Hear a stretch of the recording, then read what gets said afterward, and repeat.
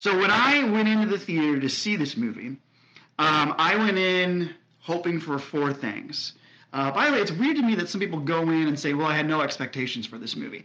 That seems very strange. You should at least go in with the expectation to be entertained, and then you can go, from there you can have a conversation about where it went. But yeah, to go in with no expectations seems strange. Anyway, I was hoping for four things to happen with this movie. One, I wanted the legacy characters to be treated with the respect that they deserve. Two, I wanted the core cast of three to actually go on an adventure and spend time with one another. Three, I was hoping for Rey's parentage to be meaningful. Didn't like the idea that she was a nobody. And then four, and I thought this was a long shot, but I wanted Rey and Kylo to kiss because I'm a big Reylo fan. And I just generally like romance, and I feel like that has been lacking from Star Wars lately. And all four of those things were met, which is crazy. So again, relatively pleased with this. They treated the legacy characters with respect, found a way to fit in Han Solo, who's my favorite character of all time. Went on a fun adventure with the new cast, and so on and so forth. Also, I want to point out, the audience score for this movie is still in the 80s. The Rotten Tomatoes score isn't very high, but the audience score is. There's also a survey system called PostTrack, which is cool because they take surveys from audience members right as they come out of the movie theater to kind of get an idea of how they're feeling. So PostTrack, this survey, when they surveyed audience members, they came out and gave it an 82%. So people do like this movie. It's just the narrative online is that it's bad. Even my circle of close friends, I have 7 or 8 close friends that are movie buffs that I kind of check in with after we see movies, and some of them are Star Wars fans as well. And one of them didn't like the movie. One of them was undecided, but the other 6 gave it a thumbs up. And one of them, my friend in LA, I wanted to share a little bit of our text message thread here right after we got done seeing it. I texted him and I was like, it's got a lot to unpack and it has a lot of bold choices. I quite enjoyed it, but I suspect many people will not. Boy, was I correct in that statement. And he responded saying, yeah, there were a lot of bold choices, but I enjoyed those choices. It felt more like a Star Wars movie to me than the last one for sure. So yeah, here's some good things and here's some bad things about the movie, because if you've been following me, you know that I'm always about the good and the bad in every single movie ever made. So the good stuff, and I'm going to talk pretty broadly here about the whole Skywalker saga, and I think 2 reoccurring themes that shows up a lot is destiny and family sacrifice. So starting with destiny, we know that Anakin's destiny was to be the chosen one and bring balance to the Force.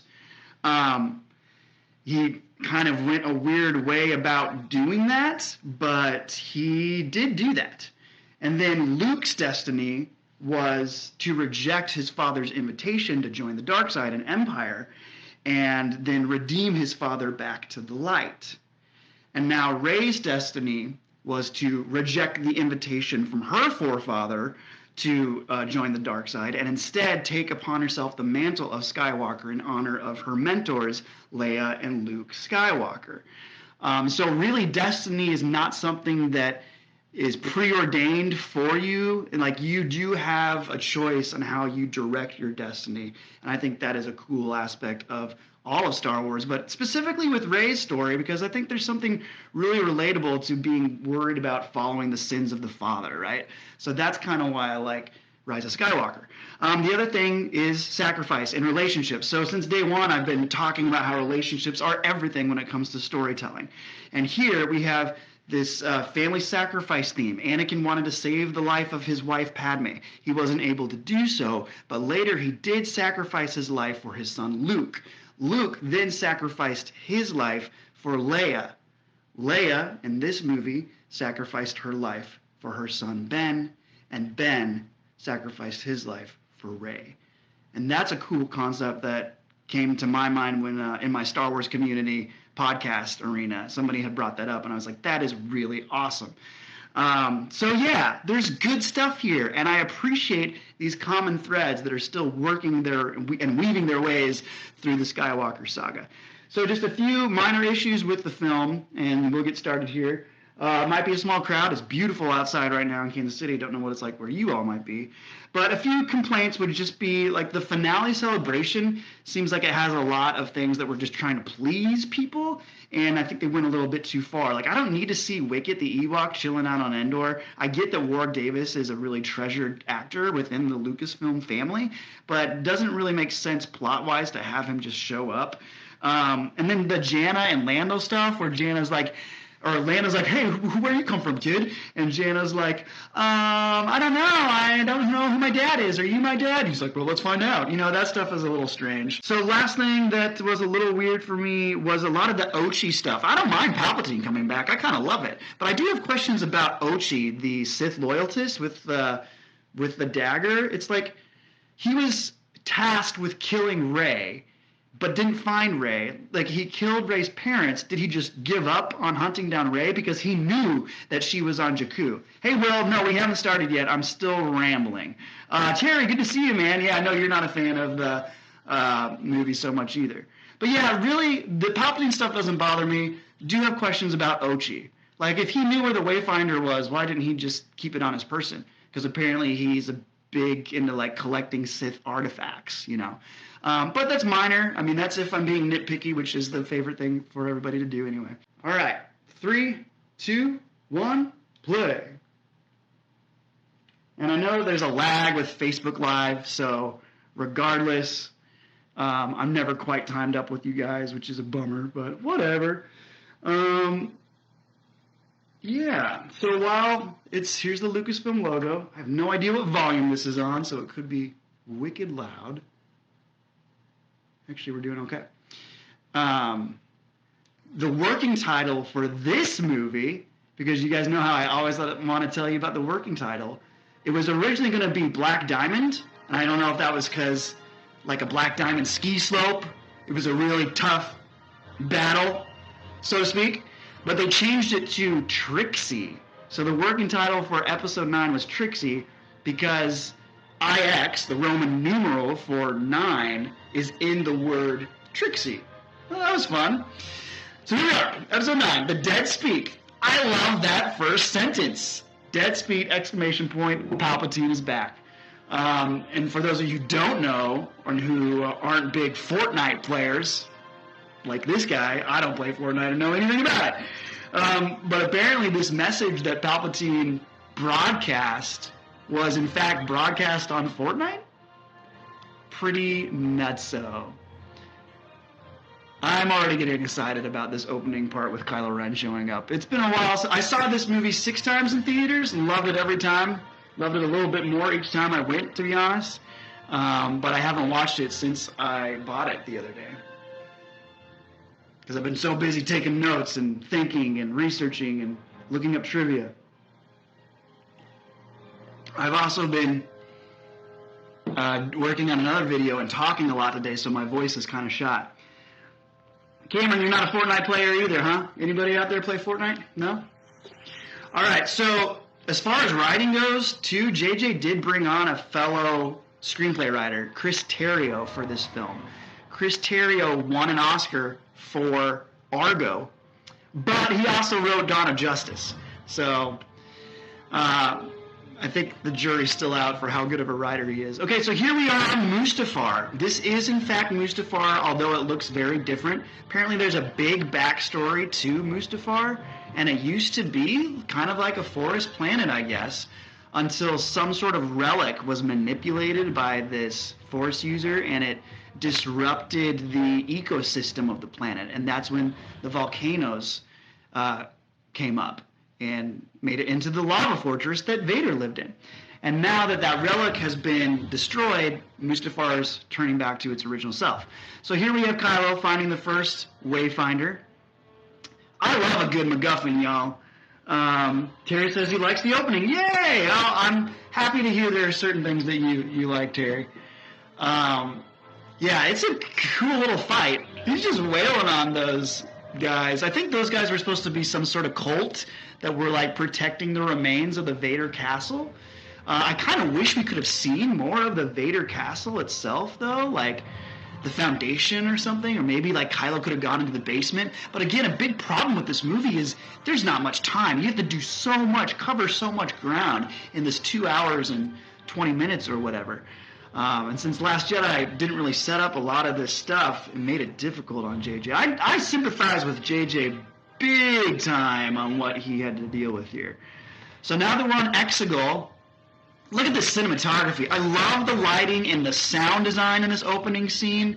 Basically, I'm nuts about a ton of this stuff in the opening scene. The lightning, the set design, this upside down kind of pyramid thing, that JJ's idea was that it was going to look kind of like a shoe about to crush an ant underneath the person walking there. He just wanted the scale of this entire place to be massive. So the set designers would like build these statues, and then he'd be like, double it. And they'd take it to him again, and then JJ would be like, double it again. So it got bigger and bigger and bigger. And here's Palps. Peter says, I wish they would have gone to Vader's castle. Yeah, exactly, dude. I understand it's supposed to be destroyed, but why not make part of it still there? That would be super cool to see. Here we hear Vader, Snoke, and now we know that all along Palpatine has been the puppet master manipulating. I mean, he's always been the great manipulator. Terry says, this planet of is the best, Fortress of Solitude, if Superman was evil. On Exegol? Yeah. He's coming around the corner and seeing, like, I love this mad scientist kind of vibe that they took with his introduction here. It's good to see Ian McDermott back. And there's the line. To be unnatural. That line says it all for me. Personally, I don't need a long explanation. I assume that he was a clone already because I know that he's obsessed with cloning and cheating death. Give me that one line from Revenge of the Sith, I'm good. Listen to that screech of the violins like all classic horror movies. Look at his hands, though. Creepy. People have a lot of problems with these Star Destroyers coming out of the ice or something. Don't know how to help you with that one, y'all. Except for, like, rule of cool. With the Imperial March, I mean, I'm not complaining. It's funny, like, I try to go and watch this movie and, like, not like it like other people were, but I enjoy myself so much every time. And they've had 30 years to put this fleet together. I also think that when the Empire lost against the Rebel Alliance in Return of the Jedi, it's not like suddenly all the Star Destroyers across the entire galaxy were destroyed or found. To me, it makes sense that they all, they rendezvoused back to this Sith planet. Terry, yeah, that bedrock must be very soft. I know, right? It's hard to tell if it's... I think it does look more like a rock than it does ice. But for a second, I thought it was ice. Okay, he's talking about the girl. Who is she? So right off the bat, JJ has to establish a few things, right? He's got to bring up the new villain, and he's got to bring up that Rey isn't who we think she is. So I think he managed that properly there. Here we are back to the old Djarak table. And we get to see our buddies back in action. This was the first scene, or maybe not this one exactly, but a lot of the stuff on the Falcon here was stuff they shot the first day of shooting. And John Boyega actually was saying, man, it was good to be back with Oscar again, and even Daisy. And you could tell that like he was a little caught off guard by what he was supposed to do in Last Jedi too. This character, this big clawed slug-looking thing, was apparently supposed to have a much bigger role, and basically all that stuff got cut.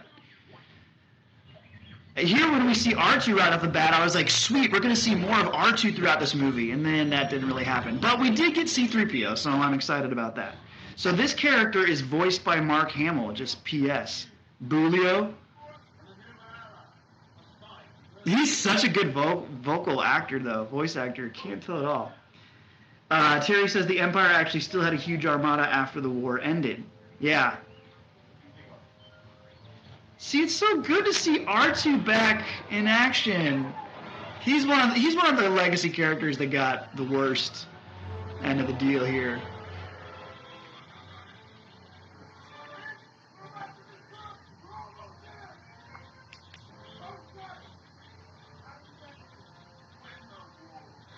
Oh, that poor guy doesn't make it much further into the movie.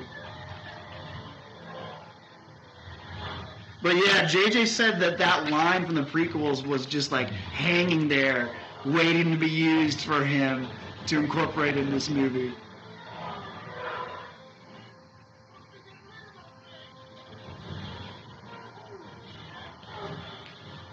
Finn back being the gunner. Something else too, kind of going off of what Terry was saying about some of the original stories from the expanded universe. Obviously, if you're a big expanded universe fan, you know that Emperor Palpatine did in fact clone himself in the Dark Empire comic series, which I actually never read, but I read the Timothy Zahn series, which also had a lot to do with cloning. But I knew of the Dark Empire stuff, and and here Poe does his light speed skipping, which some people don't like this either. I'm like, guys, it's just supposed to be fun. We get to see some new planets here. A lot of this design for these planets is stuff based on Ralph McQuarrie's concept art from way back in the 70s. I guess this is supposed to be Cloud City, but then someone told me that it's like a mirror planet because you can see two copies of each ship. I'll have to look at that one again sometime. Right through the mouth. That move is kind of similar to, I think Thor does something like that with his hammer, if I remember correctly. Peter says, I wonder if R2 has a USB or lightning port. Right? I'm going to guess USB. I don't know. All right, so here's Rey training. I think this training section was really important to kind of, establish that she does have things to learn. People really had a problem with her not being taught to do things. So this was another good move on JJ. And who better than to use Leia herself? Wow, it still blows my mind the way they use this footage of her. I mean, I know, because I watched Force Awakens a ton, I can see how this is a different take from some of the scenes in TFA. In fact, there's one line that is actually from TFA. So this is just fun physical stuff we get to see Rey doing, which when we watched TLJ together, I mentioned that none of her lessons had to do with any physical training. And now we get to see her physically training. Terry says, I understand the progression of technology, but TIE fighters are not warp capable. Yeah, Terry, I'm glad you brought that up again, because I don't remember. Point it out to me when it happens, bro. Because I really don't remember when the TIEs... Is it because they weren't there? I don't know. Yeah, fill me in, man, because I don't remember when the TIEs are going through hyperspace. I think it's interesting that Kylo still holds on to the Vader mask, even though he knows that the Vader voice has been Snoke all along. It's interesting. I think there's something more to it than Palpatine believes. And Rey's just chopping up trees, and this is when they first have their connection in this movie.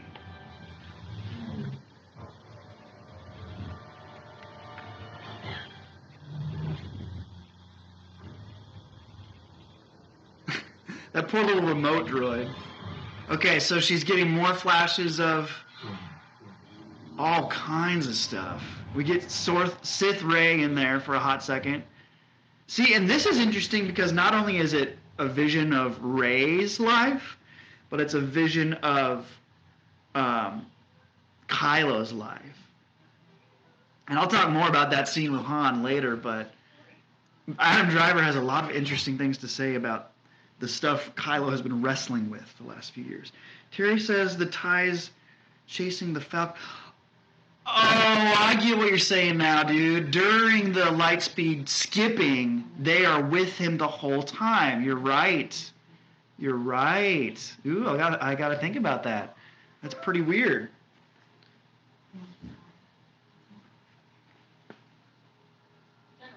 See, that shot of Leia looking up is from the same scene in TFA where she's having a conversation with Han. And I only know that because I'm a nerd and I've analyzed every shot of that movie. And whoa, did I lose everybody? No, we're still here. Terry says they are not being pulled in; they are jumping along with the Falcon while tracking it. Yeah, I think you're right, man. That is strange. That is very different.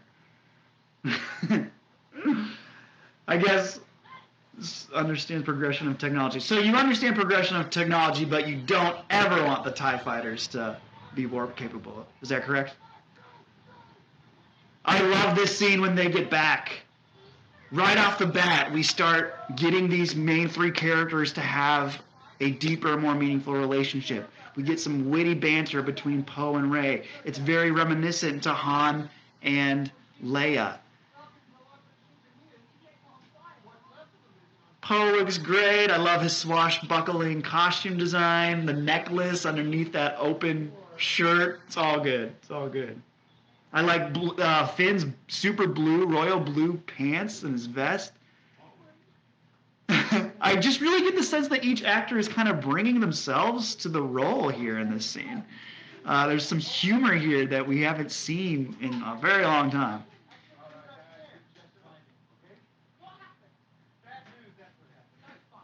And also, again, praise to JJ. He moves his camera. He and his DP know how to block a camera and block your actors. Like, look at the way it pivots around them. Yeah, I love all this stuff. Peter says Rey has a little lightsaber holder on the desk when she's studying the books. Ah, I missed that one, Pete. That's cool. This planet, by the way, is never named on screen, but it's called Agen Kloss, I believe. Some of these sequel trilogy movies do a bad job of like voicing the names of these planets. And there's Rose. This Mon Cal character is supposed to be Admiral Akbar's son, and funny bit there, he is voiced by the screenwriter, Chris Terrio. Terry says, nope, it's why the Rebel X-Wings were so much better. The TIEs were faster, more vulnerable, but the X-Wings had shields and warp capability. It made them dangerous. Fair enough, bro. Peter, how is Rey's white outfit not dirty? She's rolling around in dirt and grass, and it remains white. They have a really good laundromat on the Resistance base, Peter.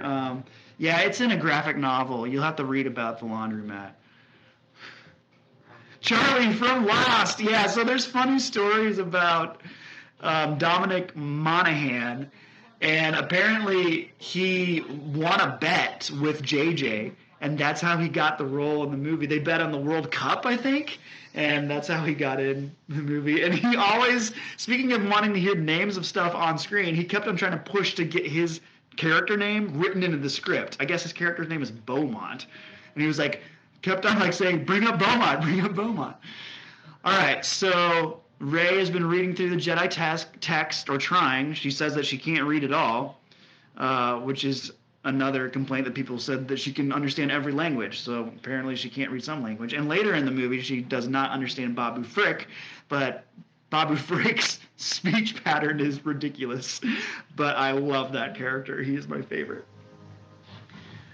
Elizabeth says it's called the power of the Force. Oh, you better be careful. People don't like it when you give that as an explanation. All right, so they know she's found out that Luke was tracking down this wayfinder at Pasana. And here we go. They insist on going with her because we're your friends. Thank you, JJ. I was just thrilled that they decided to kind of do this all together. One big happy family. Rose, however, has to stay behind. I'm going to get my other remote. One second.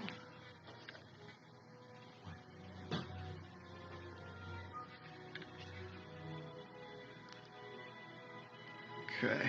So See, I kind of wish this planet would have been Endor, because it looks so much like Endor.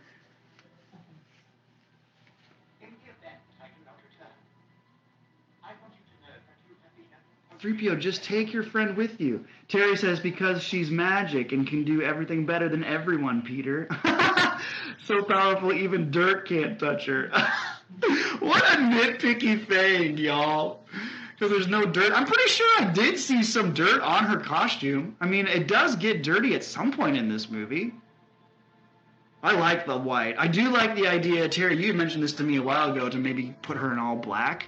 And I think they considered that for a while, or maybe it was part of Colin Trevorrow's script, was to put Rey in an all-black outfit like what Luke wears in Return of the Jedi with the collar. This is a nice little bit, because little does Rey know this is the last time she sees Leia. And they had to digitally go in and give Leia gray hair, actually. Because, of course, it's interesting when you look at Carrie Fisher from TFA to TLJ. She seems to have aged considerably. And so I think they added gray hair in her in this stuff for that reason. Peter says, Rose's outfit in this movie is better than the one in Last Jedi. Gosh, they did not do that girl any favors in The Last Jedi. Okay, so we get to see Kylo's mask being rebuilt. I love this stuff. It's inspired by the Japanese art. I don't remember the name of it, but there's a Japanese tradition where you would put together broken pottery with a gold lacquer, and it was supposed to highlight, the brokenness of something and how it can still be made whole or usable. So that's kind of what they're going for here, seeing that red cracking throughout Kylo's stuff. Terry says her Sith form is hot. Yeah. I mean, I think Rey is hot at all times, personally. I'm going to apologize. I find her very attractive. But yeah, the vampire teeth are like super intense in that shot later in the movie. Knights of Ren, cool. Peter, I don't know if you're referring to the line there that the troopers say. They actually say the word ghouls. A lot of people hear cool, but it's ghouls, like ghosts. This is interesting. General Hux cracks me up. He just becomes such a weirdo. This whole mass conversation could have been cut. So you don't like Terry seeing Kylo throw the dude up on the ceiling? Oh, I know specifically that you said you didn't like that. But Vader does that sort of stuff, and you do like it. So I'd be curious to hear what makes it work with Vader and not as much with Kylo. This scene kind of reminds me a little bit of the boardroom scene in A New Hope, actually, where Vader first force chokes that guy. It's quicker. I mean, everything about this movie, it's at a breakneck speed. These little mice guys are so cool, though. Again, with the practical effects. I fully support the practical effects throughout this trilogy. Those were cool puppets. Okay, so 3PO has this line about the festival, right? And he says it happens every 42 years. And 42 years is the same amount of time between when A New Hope was released and when this movie was released. So that's a fun little Easter egg. This is just a great... I love these jokes with 3PO. The whole team is like looking back at him like he's such an idiot, and he looks back too. Peter says, General Pride, what a dumb name for a character. Why not Captain Evil? Yeah, it's about as bad as General Grievous, am I right? Or Darth Sidious, for that matter. This is the coolest. It took me a while to like embrace these aliens, but I kind of dig them. Notice BB-8 looks at those canisters there because he's going to use them later. Brandon Cox, what's up? What is a Skywalker? That is a tough question to answer, my friend. I don't think I could do that while I'm trying to do this. But let me just talk about this set, because all of this stuff on Pisana was shot in Jordan, okay? And they hired a lot of Jordanian soldiers to be these guys doing the dance. And there's some really cool behind-the-scenes stuff that I recommend, with teaching them all hundreds and hundreds of background actors. They weren't all soldiers, but a lot of them are learning this dance. And then this bit is just a nice little moment for us to see like another part of the galaxy. Like life is happening elsewhere in the galaxy besides these main characters. It's Galactic Burning Man. So sad that even in the depths of space there are still hippies. The kid puppets, yeah. All those little puppets that are watching that show, there are puppeteers in the ground. They literally built a hole under the ground and had 8 different people down there puppeteering those little guys. They talk about how they're like dodging scorpions while they're down there trying to make all these mouths move. All right, here we start force timing again. One of my favorite moments is coming up. There's a lot of like, there's always been this intimacy between these two characters, but in this movie specifically, it starts to manifest itself more in a physical way. And I know for people who don't like these new powers in the Force, this is not relevant. But for me, who doesn't really mind seeing it expand, the fact that he reaches out, grabs that necklace off of her chest, I love it. Talk about stuff that's hot. Like that's like a really like intimate. It's almost like it's an invasion of privacy, right? But because they also have this connection, look at her go. See, these two actors just have this chemistry. Even with Adam Driver behind this mask.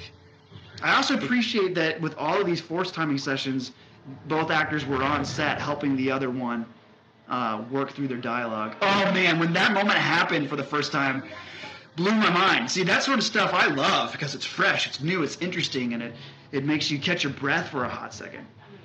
Yeah, Terry doesn't like it. Transfer of material objects in this episode infuriates me. I love it. But I still respect you. I love you. I love you all. I love that we can watch all these together and disagree and still have fun. The stormtrooper that gets the arrow shot. Yeah, so that trooper that got shot by this hermit, he's the same trooper that got shot in TFA by Chewie. And the guy talks about, the stunt guy is like, yeah, I keep on getting killed by huge characters. It's kind of fun. So here the hermit takes them into this tread. I love that little alien who's driving the thing. Apparently it's a female, by the way. She got a really good, deep, husky voice. And there's the man, Billy D. You do kind of get the sense that JJ kind of tried to overcorrect with Chewie in some points. Like, he's so excited to see Lando. Like, way more than when they bumped into each other during Empire, or crossed paths during Empire. And then when he finds out that Leia dies, I'll talk about that scene later, but yeah, I think it's just a little too much out of the actor playing Chewie. Alright, so here we learn about Ochi of Bastoon. We're going to go find some MacGuffins. Doesn't Billy D look good, though? I mean, he's obviously wearing a wig. But man, I'm pretty sure he's older than Harrison Ford. Don't quote me on that, but dude's not young.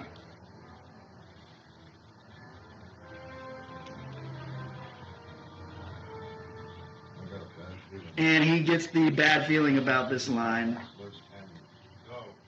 What's funny, too, with 3PO being such a bigger part in this movie, apparently he hadn't read the script before, like, the first cast party. So he goes to the party, and everybody's talking to him, and they're all like, Anthony, we're so happy to see that you're such a big role. And he's like, I am?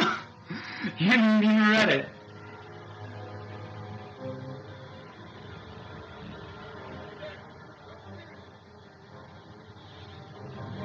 Computer's doing weird stuff.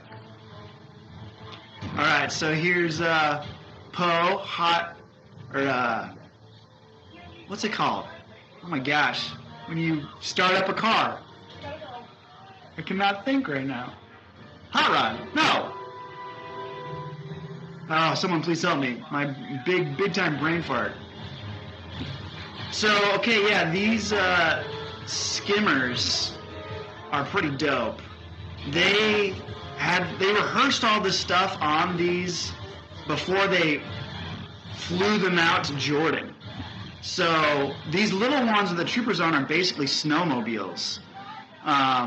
People don't like this joke at all, the "they fly now" joke. And one thing is that everybody keeps on saying that troopers have always had jetpacks, but I mean, I know Mandalorians have always had jetpacks in Star Wars, but hot wire, Adam, thank you, bro. Man, serious brain fart. Hot wire, yeah.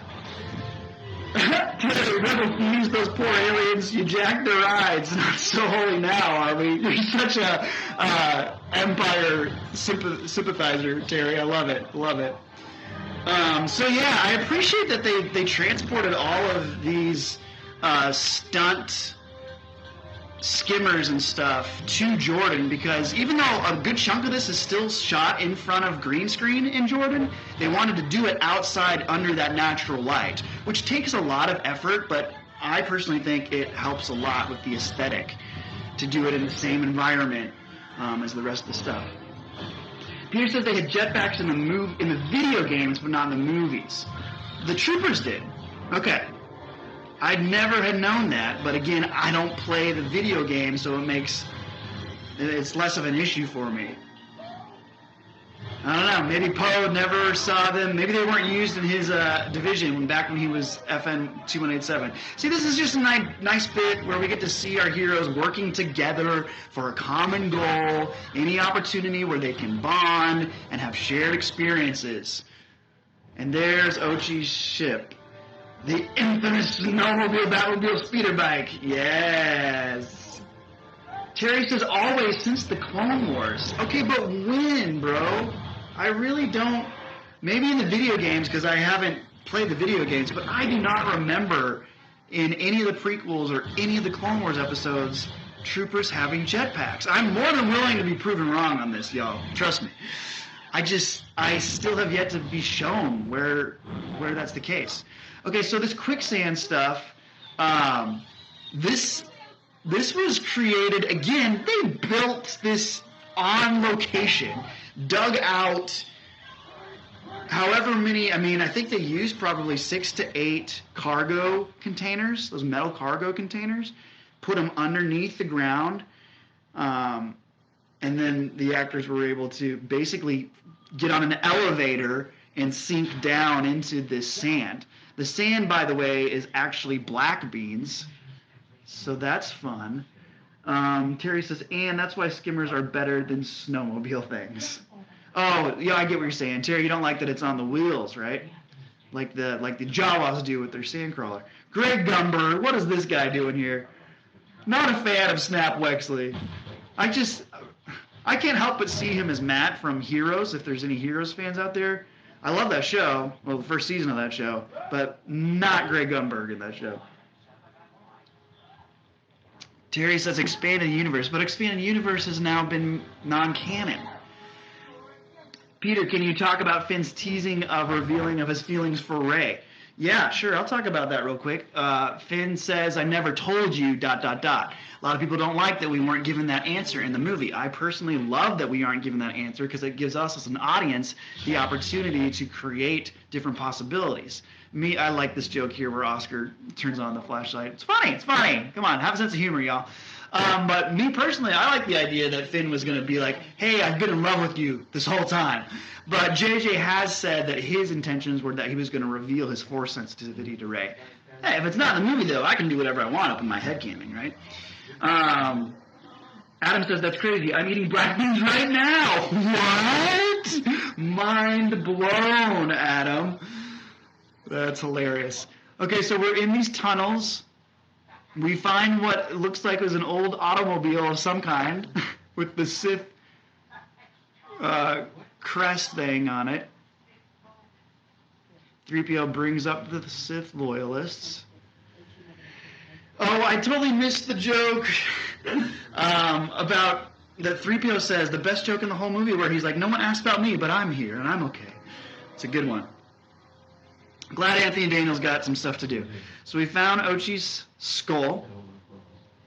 I don't like bones.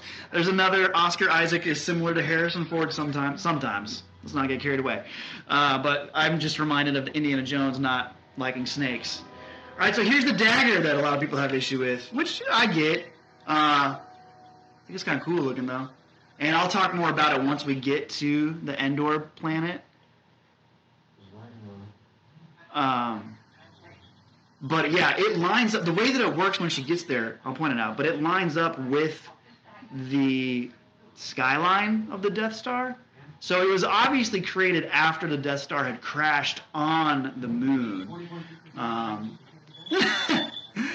Poe is great. See, his relationship with 3PO is very similar to the Han 3PO relationship, where they're just like irritated and annoyed by the droid the whole dang time. 3PO can't translate it, well, he can, but he can't tell them what it is. He knows what it says, but he can't translate it for them. Which I like that too. It's just kind of like a computer. You know, you can put a disk in there, but sometimes it isn't going to show up on your screen to say what it actually is reading. And here is this new monster. This, Adam says, I'm here for this, Maddie. I'm having margaritas, and this movie makes me feel so many bad feelings. Which was different. Hey, bro, I'm here for you, man. And now Rey can just heal. Oh, Terry, you must be ahead of me. Or maybe you're just bringing it up already. Yeah, let me talk about the monster itself first, and then I'll address that. So this is a prop similar to a lot of the old big props that we saw, like in Jabba's palace, right? They built this thing to scale, and I know the finished product does have more digital CGI stuff, but they had this on the set for the actors, and you see like the set designers literally painting the saliva on the teeth, just like they did with the Gamorrean guards back in the day when they were shooting Return of the Jedi. It's brilliant. It's the Harry Potter snake. It is very similar to that. Okay, so Rey's healing here. Now, first off, she's not the first one we've seen to do this, because Baby Yoda did it in the Mandalorian episode before this movie got released in theaters. I'm not bothered by this for several reasons. First off, it's another nice way to see Rey's character evolve. If you're not bothered by her powers or whatnot. But also, there's precedence for this before. Because we know in Revenge of the Sith that Palpatine says that his master, Darth Plagueis, gosh, it's so hard to keep this all straight, was able to influence the midi-chlorians to manipulate life. So if you are a fan of the prequels, or if you accept the prequels as canon, then this kind of adds to that. Rey is manipulating the life, transferring her essence in a way to the snake. Here's the Knights of Ren. This is one thing that I'm still kind of bummed about. I'm glad JJ brought them back in this minor capacity, but man, it'd be cool to know more, see them fight. Like, we see them fight maybe a little bit at the end, but that's about it. And I was really hoping to go further with that. But again, that's freaking Rian Johnson just didn't include them in the movie at all because he was too busy on the casino planet. Am I right? All right, so here, back to our heroes. My voice is going to be shot by the end of this, y'all. Rey is sensing stuff. She's a great actress. Every little thing she does with Finn. There's so many little nuanced things that I like about this movie. The way the camera's used. The way, seeing that shot where Oscar was in the background and Finn or John was in the foreground, and it was just nice. The set design here for Ochi's ship is cool. On the behind-the-scenes stuff, the set designer talks about how he wanted to make it look like an older ship and, of course, have all the dust and the cobwebs everywhere, and that's a lot of fun. Of course, this whole time, the only thing that Finn can think about is Rey, because he loves her. I should shut up about that. I know that annoys people, but again, I'm just a sucker for the romance. So here's Chewie going out to get Rey. You can tell that he's got a very different walk than Peter Mayhew. And here are the Knights.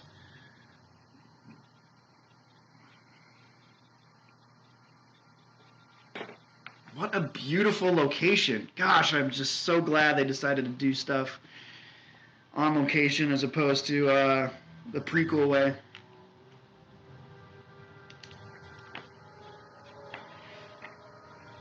And of course, we all remember that this was what they used in the trailer for the movie. I will say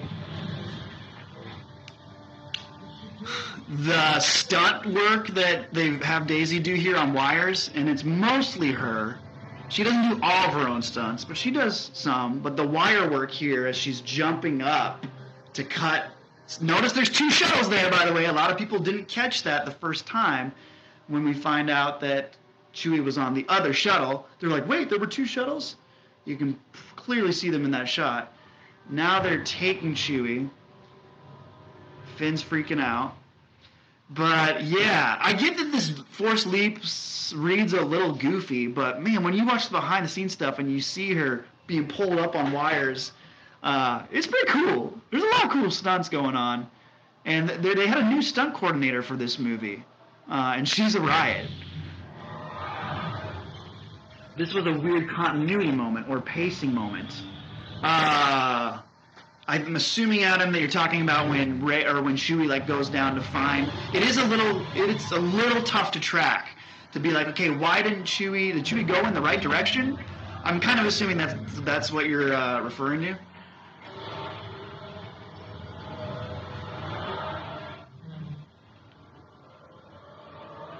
Ugh. I think this is just beautiful camera stuff here, capturing some really. And here's the jump. Yeah, okay, I'm with you, Adam. Yeah.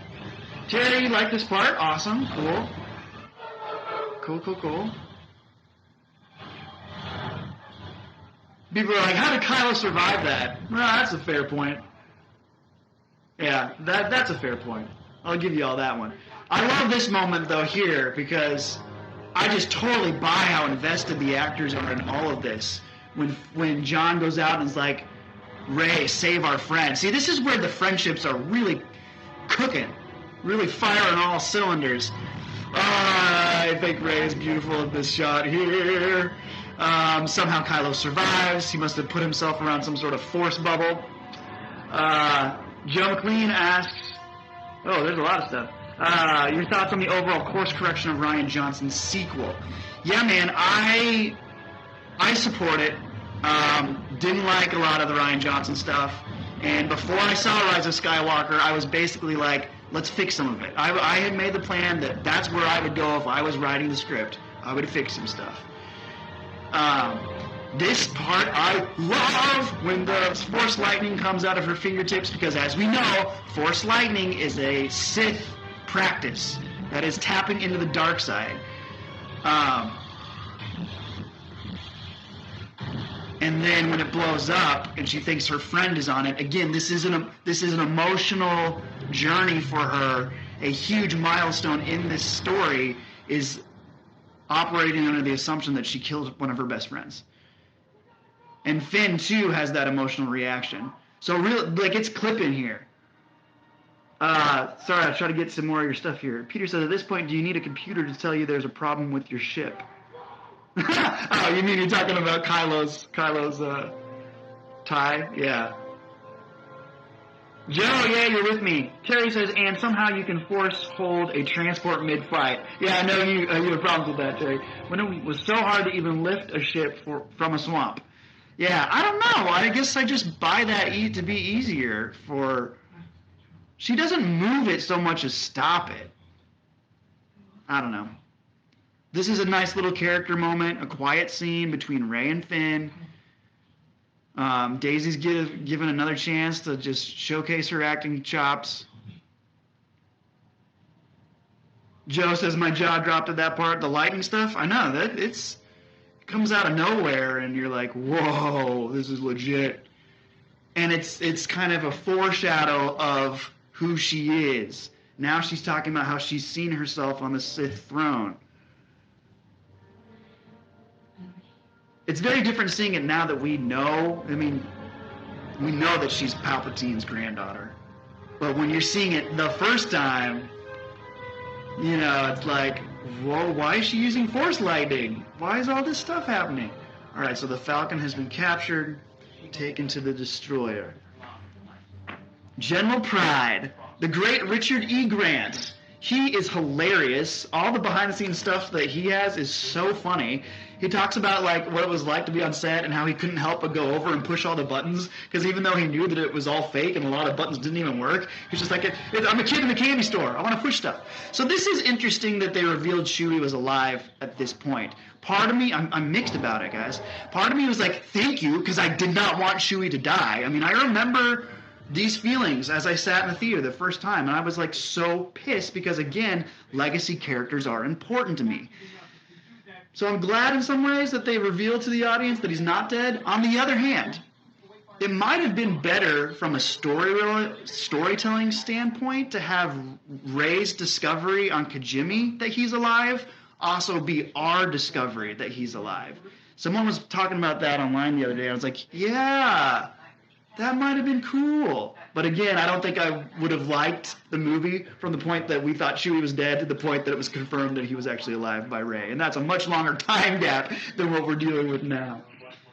Adam, did you avoid potential spoilers before the film came out? Yes. I hate spoilers. I will watch the trailers and avoid everything else because I don't want to be tainted by anything. And I know Reddit, and I know it all gets out there. And I just rather would go in on my own and just see it, consume it, let it wash over me, and sort it all out. What did you have spoiled for you, Adam? Terry, why did Kylo let her leave here? Bro, I've talked about this. That's one of my favorite moments. So Kylo lets Rey run away after the Force lightning bit because he knows, because he has a connection with her and he has feelings for her, and those are continuing to become more and more complicated as she's rejecting him because he doesn't want to kill her. That's very clear that Kylo doesn't want to kill this woman. So yeah, that's a big character moment in my opinion. But I'm just one guy, one guy's opinion. All right, so here we meet Dio, who is voiced by JJ. Really, this droid is kind of just here to give BB-8 something to do. I mean, I guess give Rey something to do. I mean, I'm not offended by it, but it is kind of pointless to have another new droid. Like, why not just bring R2-D2? Am I right? He's funny. The no thank you thing is funny. He's not terrible. Again, I'm not offended by it. It just is interesting. The less new characters to bring on board at this point, the better.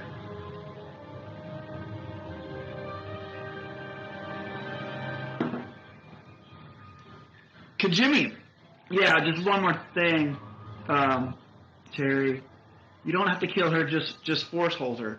I mean, that's fair, dude. I just think it's an interesting choice to have Kylo be wrestling so much that he doesn't know how to deal with Rey. I don't know if he's decided yet what he's going to do. I know, like you said, he doesn't want to kill Rey. Adam says, I read a Reddit thread that had been pretty wrong about the previous films, and it was basically 100% spot on Rise of Skywalker. Yikes! Peter says, this reminds me of Forky from Toy Story 4. Oh, Dio? Yeah, he does kind of have similarities. Hey, Adam, why do you like, I'm just out of curiosity, why do you like reading spoilers? And do you do that for all movie franchises, or was it just Star Wars for some reason? This whole Kijimi City was kind of a nod to paying homage to the Kurosawa films. And here's Zori Bliss, played by Carrie Russell. Gosh, I can never remember her name. I love her costume design. Terry says, I don't know who the masked and suited figure is, but she's one of my favorites. Yeah, Zori Bliss is her name, Zori. And she was kind of thrown in here, I think, to really give Poe more to do. Because out of the three, really, Poe is the one who hasn't got much character development at all. This joke here is my other favorite. Oh, you're a stormtrooper? Oh, you're a scavenger? We could do this all night. Love Poe. Like, Poe's finally, like, coming into his own. And it's just a bummer that it's so late in the game. Adam, I don't. I just couldn't help myself. Very much regret it. Ah, that's a bummer. See, that's why I'd rather just consume it at face value and let the emotional impact of the story take me over. I also thought I couldn't be correct. I was about 4 months out. Oh, it was about 4 months out. Wild, bro. It's also funny that the first two leaks were not right, and then the last one was.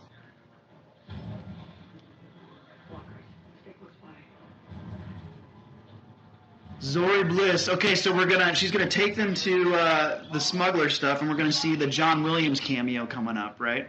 I also love that there's these little ramps for the droids, the conveniently placed ramps for the droids to drive up. But yeah, so there's a lot of Easter eggs around the bar that John Williams is in. I'm going to just start talking about it now because there's not going to be enough time to point it out later. But at the time, Williams had been nominated for 51 Oscars, and Rise of Skywalker made it to 52, his 52nd Oscar, I believe. And there he is. So all the pieces in the bar have something to do with one of the movies that he scored that was nominated for a film. So like Hook, Superman, Spider-Man. There's a whole bunch of stuff. I wrote it down somewhere. Oh yeah, Hook, Jaws, Saving Private Ryan. All 51 films had a prop created specifically for the bar set to represent his nominations. Babu Frick. If there was one thing that I had to pick out of this movie that is my absolute favorite, it might be Babu Frick. This puppet is one of the smallest puppets ever made, and it's got the animatronic features in the mouth. So they had several puppeteers. I want to say 6 puppeteers, and then the black, just the vocal stuff. So this was performed by the same actress who did Moaning Myrtle in the Harry Potter movies, and she was on set, which is unusual, right? Usually you don't have the voice actor on set puppeteering. Well, she wanted to, and they were all about it. So she's improvising on the set and manipulating Babu's mouth simultaneously, and it worked so well. In fact, there was some scenes that JJ started busting up so much laughing that he couldn't move on because he was cracking up so much. Terry, that bigger trigger pull would happen much faster than the blade would cut her down. Oh yeah, between Zori and Rey, I got you. Adam would have loved more Kajimi. Yeah, Kajimi's cool. Terry, you like Babu Frick? Oh, bro, I love that you're pointing out the good stuff, because I know you don't like this movie, so I really do appreciate that. But yeah, Babu, I kind of want to keep him. Can I maybe buy that puppet off of Lucasfilm, you think? He's just so funny. When he laughs, and later on when he fixes 3PO or whatever, it's great. Okay, we're going to get some solid Ben Solo pointing coming up here in a hot second. Adam Driver, there it is, point that finger just like Harrison Ford does. So he intentionally did a couple more things in his performance this time around that were similar to Harrison Ford. And the Harrison Ford point is one of them.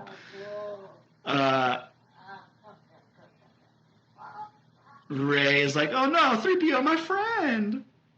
She got to go off and process stuff. All right, so here we are with Poe and Zori on the rooftop. During this scene, we can hear some of the score from Attack of the Clones, really, really distinctly. I remember that standing out to me when I saw the movie the first time. And of course, John Williams used pretty much every major theme from his entire Star Wars career and put it somewhere in this movie. It's interesting to me, too, that we don't ever see Zori take off the helmet completely. It's a very Mandalorian sort of thing. We get to see her little eyeballs. And it's pretty apparent that they, at one point, had some sort of connection. But yeah, this whole set was built outside on the back lot in London, where they shot, again, most of this film was all shot in London. All the Star Wars films were, except the prequels, episode 2 and 3, that were in Australia, I believe.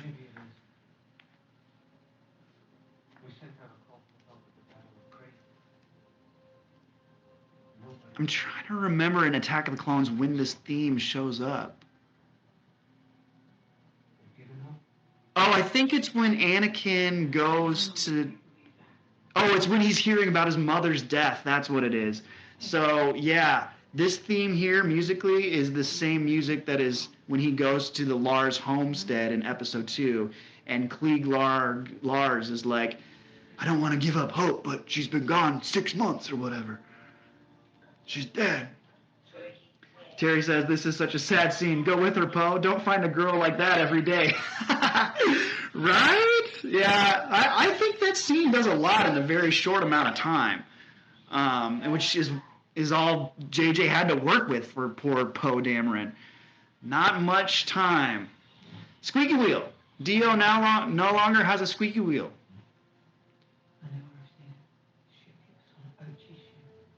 She's starting to realize stuff, piece things together. Oh, one more thing about John Williams real quick. He wasn't sure about doing the cameo, right? But he told his wife, and his wife was like, that is more important than you doing the music, John. And so he's like, all right, fine, I'll be in the movie. I love the red eyes on 3PO. There's a comic book that has a protocol droid with red eyes, and it reminds me of this. I missed that he said Endor system the first time I saw this movie. It's weird to hear. And then Babu's reaction. It's so funny. So funny. There's a lot of Easter eggs in this shop, too, apparently. I know there's a battle droid somewhere. Apparently, the Bad Robot prop, there's a prop like Bad Robot from, of course, J.J. Abrams' studio. Here's where Rey can sense Chewie. I wonder if maybe the audience should have learned this with her. Because another important thing with storytelling is we want to see and discover things with the characters, right?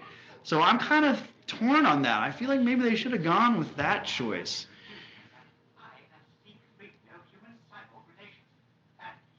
And you are?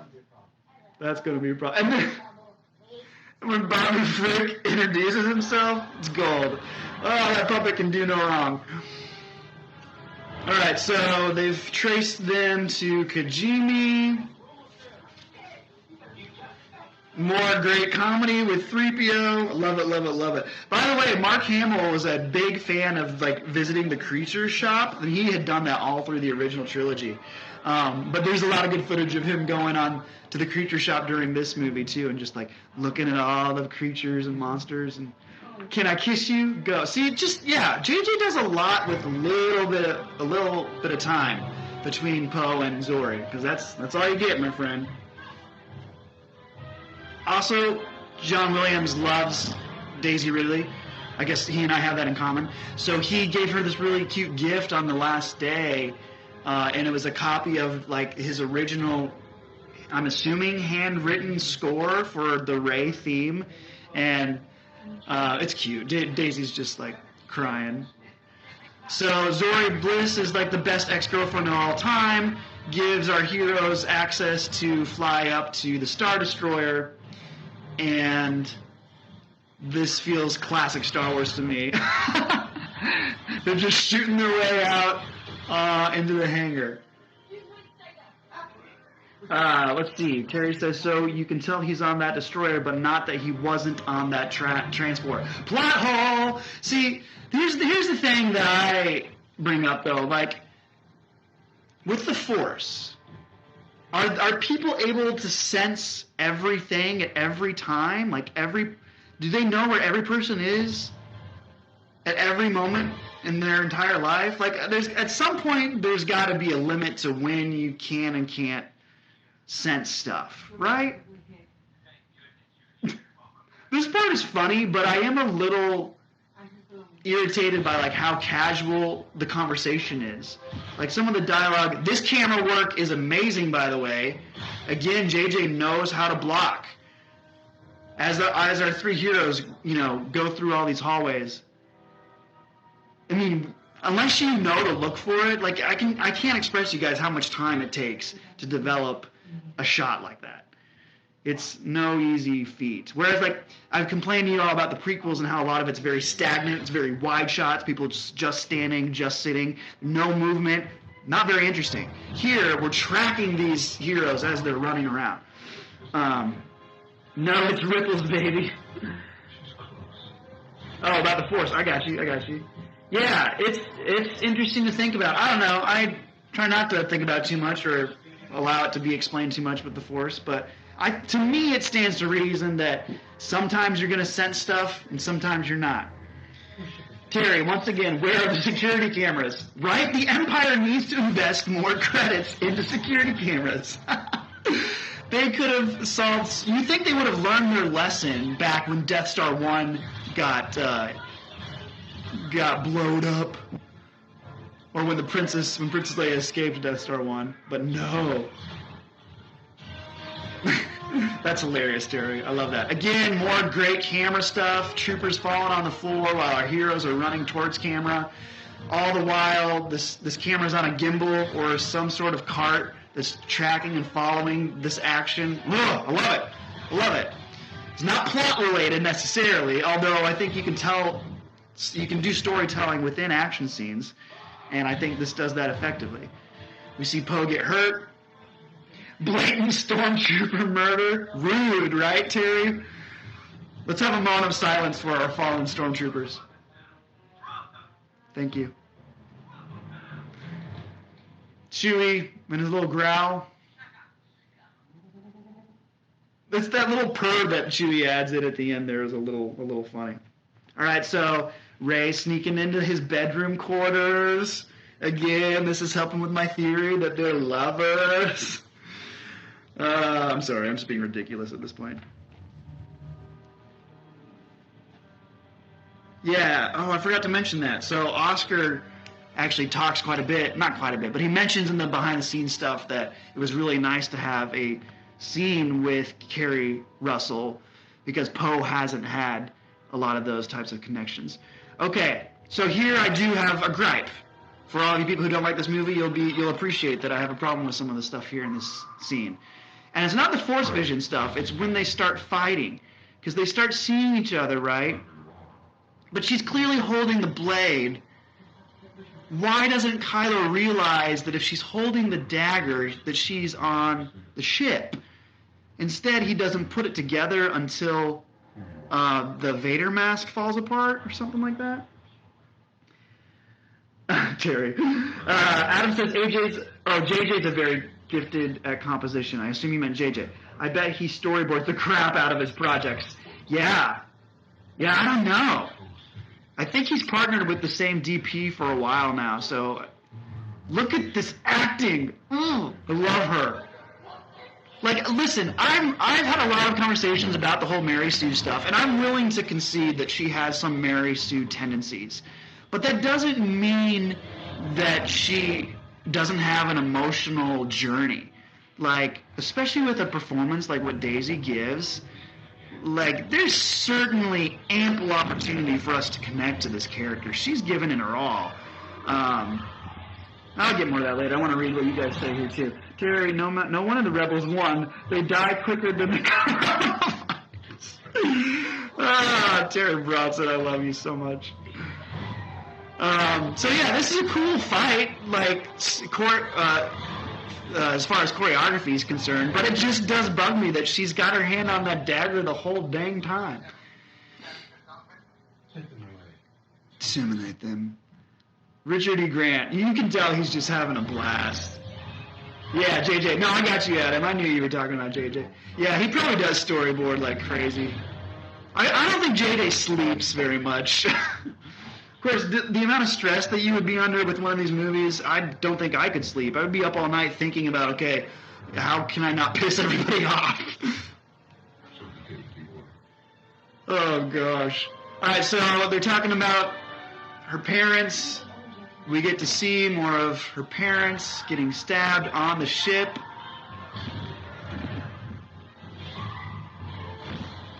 There goes the Vader mask, and now Kylo finally puts it together. Oh, you in my bedroom, babe. I'll be right there. Dim the lights.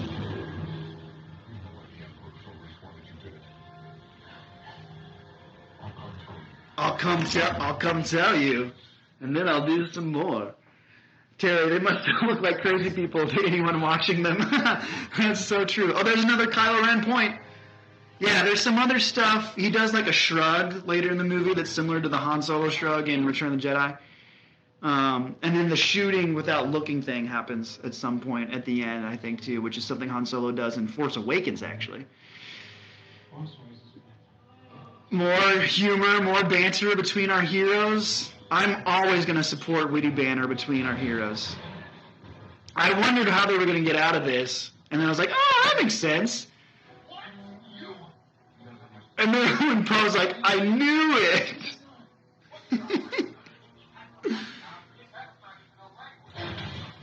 Yeah, Donald Gleason, him and Richard E. Grant goof around on set a lot about, because they struggle with memorizing the lines. Like the Imperials and the First Order people tend to have a lot of like weird jargon and Star Wars language, similar to the stuff that Harrison Ford was dealing with back with George Lucas during the original trilogy stuff. He's like, you can write this stuff down, George, but you can't say it. So they would just start a line and then get all mixed up and just start cursing like sailors, and it's really funny to watch behind the scenes stuff.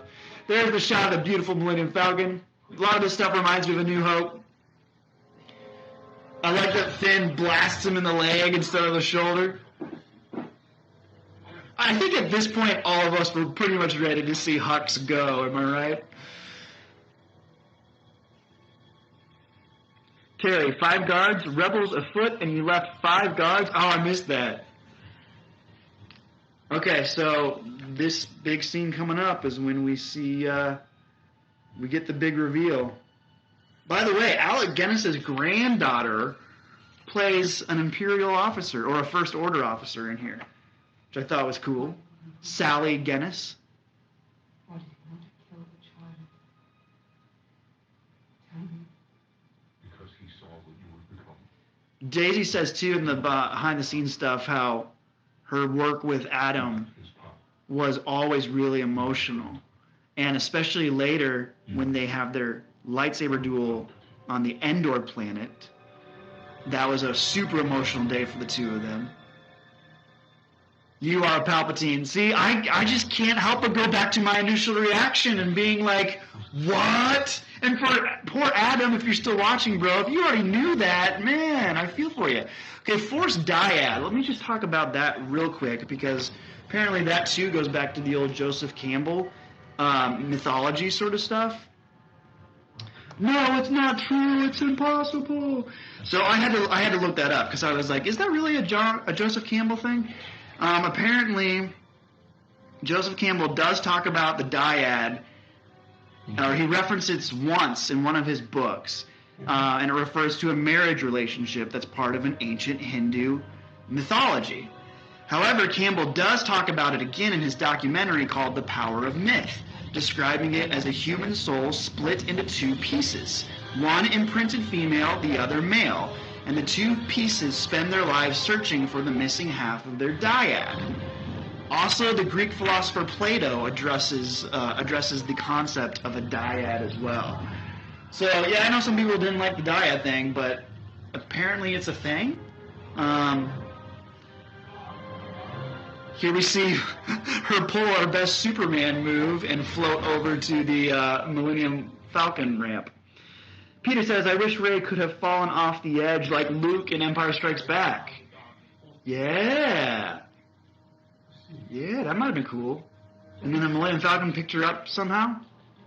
Here's where Hux gets shot in the chest. Also, Richard E. Grant talks about how much he loved being able to do that. He's like, you mean I get to grab a stormtrooper's blaster and just shoot Donald Gleason in the chest? Yes, please.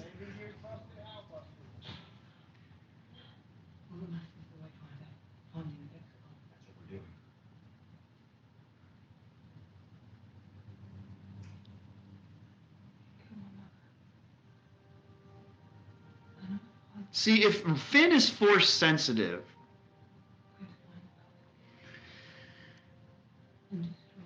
does he know? I'm just always curious about how much he knows about Rey, about Rey's parentage, right? Because later, once they get to the Endor planet, he says to Poe, "You don't know her like I do," which is true, even if he doesn't know the truth about her grandfather. Just something to think about. This is interesting here, how Kylo is communing with the Emperor without a hologram. Traitor scum, so happy when he died. Yeah, poor Hux. I feel like he had potential, maybe, but once Last Jedi happened, and he just became a laughingstock, there was like no hope for Hux after that. All right, so this is the Endor planet called Kith Bur. It's not the forest moon planet that we see in Return of the Jedi. It is the ocean moon planet. Apparently, Endor itself has 9 moons total. This stuff was all shot on location in England, which is funny because I don't think of England as having these vast fields, but of course a portion of it is CGI as well. And we're looking over these huge CGI waves. So, assuming she's pulling out the dagger here, Terry says, anyone watching would have been like, the Dark Lord is staring at a wall? That's so true. So she whips out the blade. Just keep an eye on it, y'all, because the outline, it's pretty obvious that this blade wasn't made until after the Death Star fell. If you look at the outline, she has to match it up. And she could only match it up perfectly if she's standing in that one spot. Sure, it happens to be really quick for her, but we don't want to spend too much time of the movie with her walking around. So look at the top portion of the blade, not the tippity top. But then, okay, and then you can see her lowering it into that slot. And then the red arrow points to Palpatine's tower. And here comes Janna. And the rest of these... There's a name for this little cell group. Terry says this is dumb. I really like these space horses, though, much more than the Last Jedi space horses. I think mostly because they're actual horses on set in costume, which is really cool. That guy's got a very Game of Thrones look.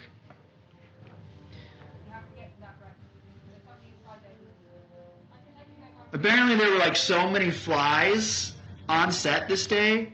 For whatever reason, this field that they were shooting on was just like, I mean, you can kind of look at that meadow stuff and all that wildlife and be like, oh yeah, I can see walking through that would cause a lot of flies to get up in your face.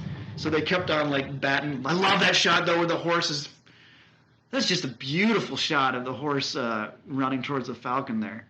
And this is funny when Dio goes up and he's like, hello. No, thank you.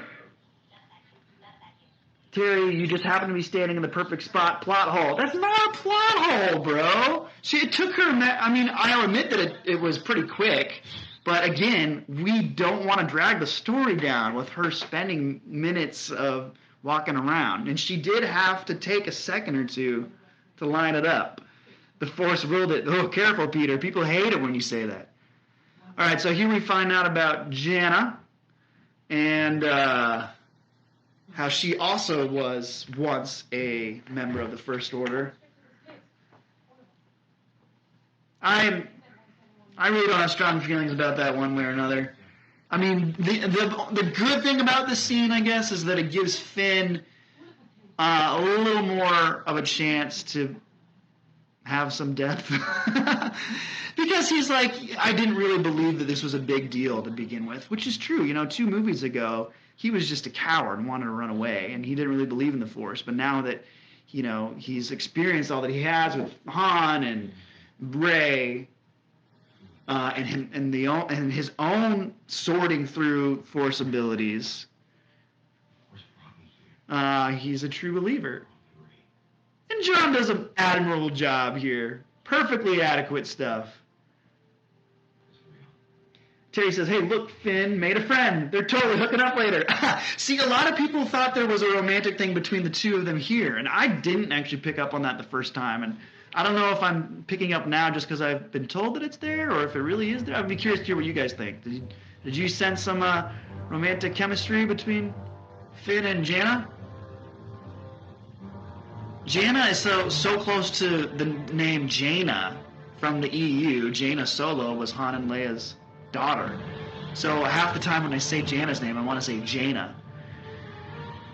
Alright, so she stole a skimmer, the little brat. She's going over to the Death Star, which apparently was something that JJ always had been considering. There's a lot of concept art for The Force Awakens of the remains of the Death Star. So he kind of always wanted to go back. And I'm glad he got the chance to. Gosh, I can't help but wonder what the heck Rian Johnson would have done. See, I think he made The Last Jedi not planning for a future third film. I like this exchange of dialogue quite a bit here. Finn says, "You don't know what she's fighting." Yeah, I do. Oh, and you do? Yeah, I do. And so does Leia. I'm not Leia. That's the damn shit. That's for damn sure. See, I love that stuff. There's just, people aren't highlighting the good character moments in this movie, and it's sad. It makes me bummed out. It's a lot easier to make fun of a movie than highlight the good stuff, but I'm going to try to be here to highlight the good stuff. Like, Poe's struggle this whole time has been learning how to be a leader, right? And for all of its faults in Last Jedi, it's clear that Leia was kind of taking Poe under her wing and trying to mentor him. And so for Finn to be like, "You're nothing like her," whoa, like that's huge. Right? Ray just up and stole that skimmer. What a thief.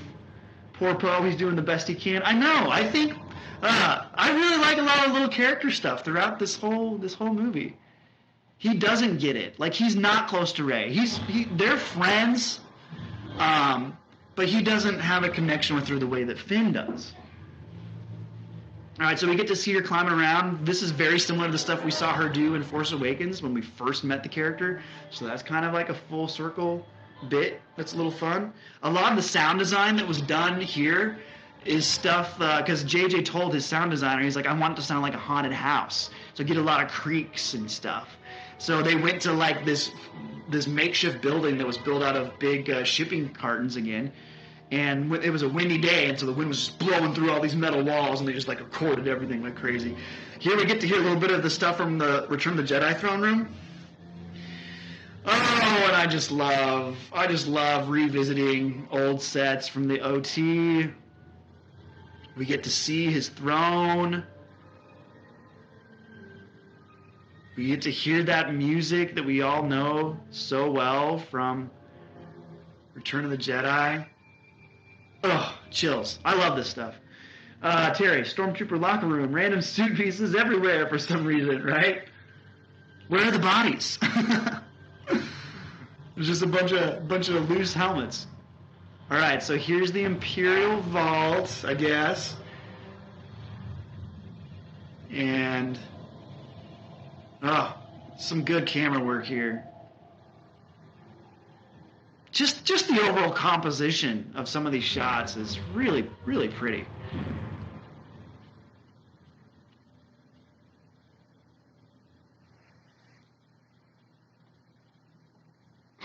There's more I want to talk about, but I'm like kind of like waiting for her Sith counterpart to pop up. How does the power still work? That's a good question. I guess that's just got really good backup batteries. Did she climb up the shaft that Palps got thrown down? Good question, Peter. I don't know. Here she grabs it, and then she turns around, right? Don't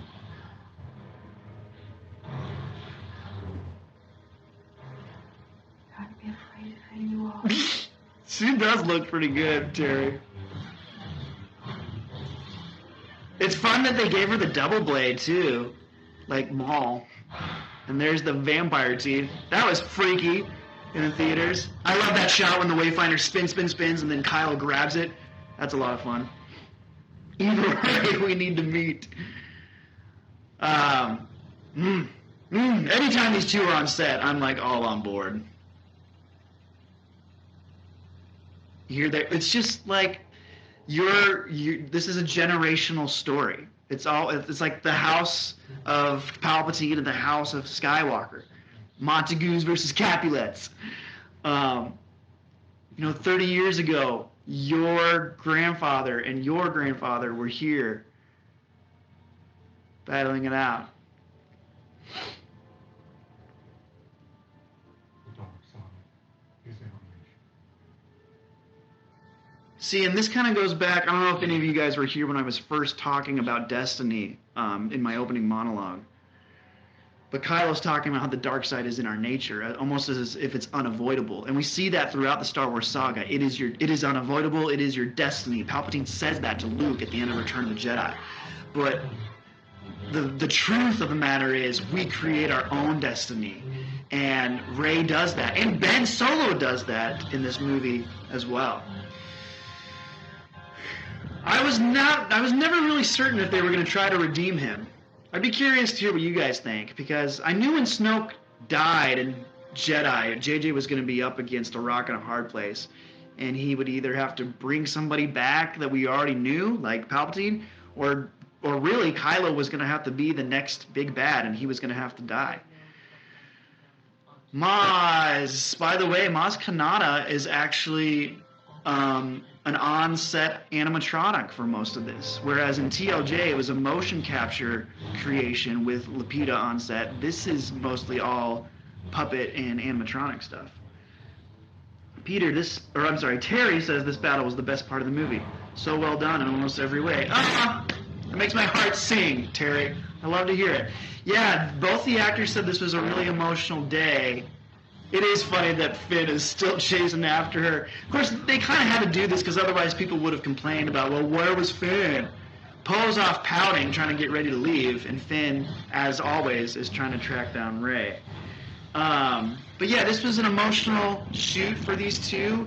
They also said that it was super cold. So they're on a back lot in London at this point, shooting all of this lightsaber stuff on a backlot stage. And there's just jets of water just pumping up on top of them.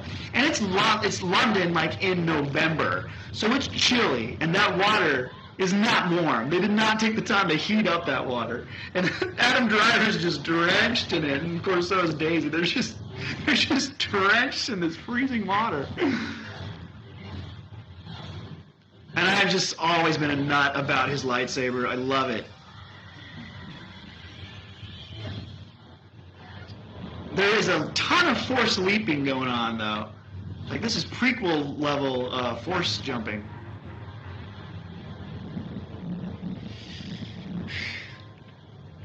And I know we're coming back to Leia soon, so I'll just mention, if you're interested in the behind-the-scenes stuff, which I highly recommend, they break down a lot of the ways that they were able to use Carrie Fisher's old footage. And Billie Lourd, her daughter, talks a lot about what it was like to have her mom in it again, and how it was difficult but appropriate, I guess. I'm paraphrasing, but she was very supportive of Carrie Fisher's footage being used in this product.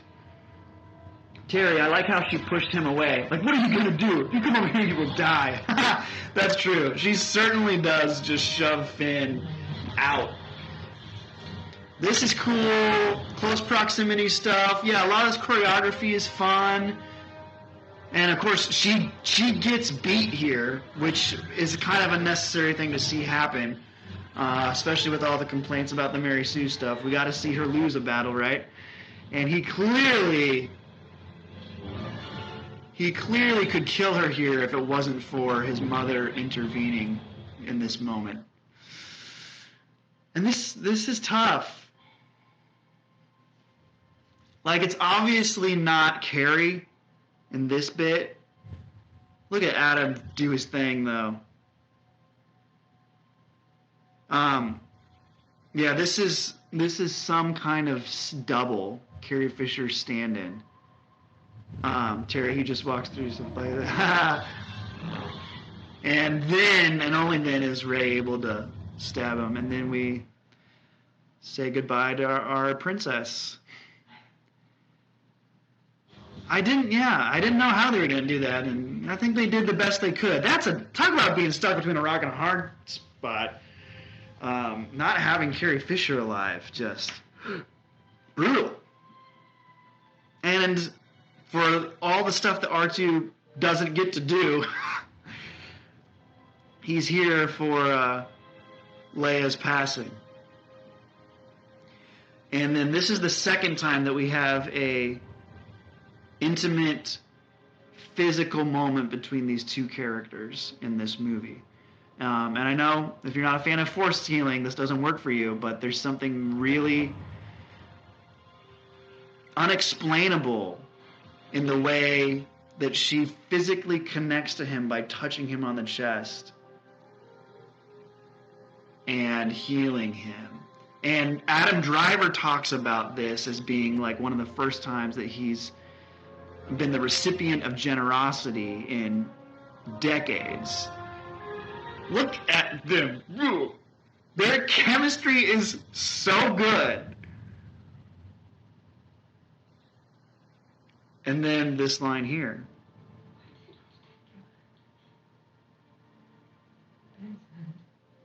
I wanted to take your hand. I wanted to take Ben's hand. And, see, JJ didn't completely throw out everything Ryan did. He addressed that moment, one of the better moments in The Last Jedi, when Kylo puts his hand out and he says, "Join me."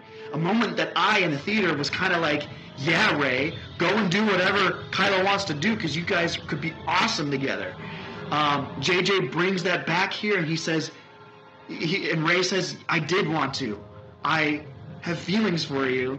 And maybe it's not truly romantic in the way that we normally think, but it is special. It's evident that this relationship is special. But she wanted to take Ben's hand. And here we have the Princess Leia theme. What a bummer. And here the news is broke to our friends. Terry, did she die of a broken heart because she knew that by keeping Rey alive, it would kill Kylo? Yeah, essentially. Obviously, we already know. This is the little bit of overreacting I'm getting from the guy in the Chewie suit. And I know that JJ wanted to make up for some of the misuse of Chewie through the franchise, so I appreciate that. But yeah, I for some reason it reads to me a little false. But I think you're about spot on, Terry. Broken heart. Also, we know that it requires a lot of Force energy to project yourself in that way. Similar to, and I know you don't like new things with the Force, so I won't dwell on it too much, but Luke obviously died when he projected himself that way, and so I think the same thing happened to Leia. Okay, guys, this moment, when I heard Han Solo's voice say, "Hey, kid," before the camera even panned over to him, I got choked up. I remember leaning forward in my seat so my wife couldn't see me, as I was just like, no, they didn't. They brought back Harrison Ford. And of course, they recreate this scene. And if you're going to redeem Kylo Ren, which, as I kind of said before, I wasn't sure if they were going to do or if it was even the best choice, but I'm buying it, mostly because this is really the only way that you could do it. He killed my favorite character in the entire franchise. So in order for you to be redeemed, Han Solo has to forgive you. And this is kind of that moment. Even though he's not a Force ghost, it's very clear that he is a memory. I also kind of wonder, perhaps Leia is working somehow in this. You know, I kind of like that idea. Like, she wants to bring her son back. Freaking Adam Driver. Gosh, isn't he good? And then when Han puts his hand on his face. I mean, these are two dynamite actors here. So what are you going to do? Harrison Ford, you may be a rebel, but I still love you. Amen to that. This part did make me tear up. Yeah, I just have such an emotional attachment to Han Solo. Growing up as a kid. And then, so Kylo wants to say I love you there. He says, Dad.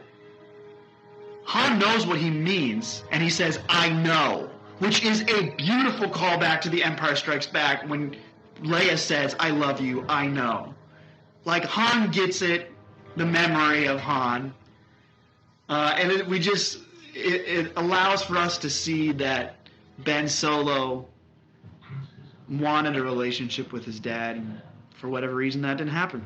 It'll be interesting to see if they maybe fill in the gaps between the original trilogy and sequel trilogy, perhaps through an animated series, to kind of see how the relationship between Ben and Han fell apart.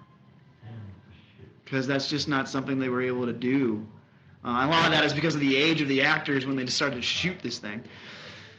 You know, they just waited so long to follow up on the story. They had aged out.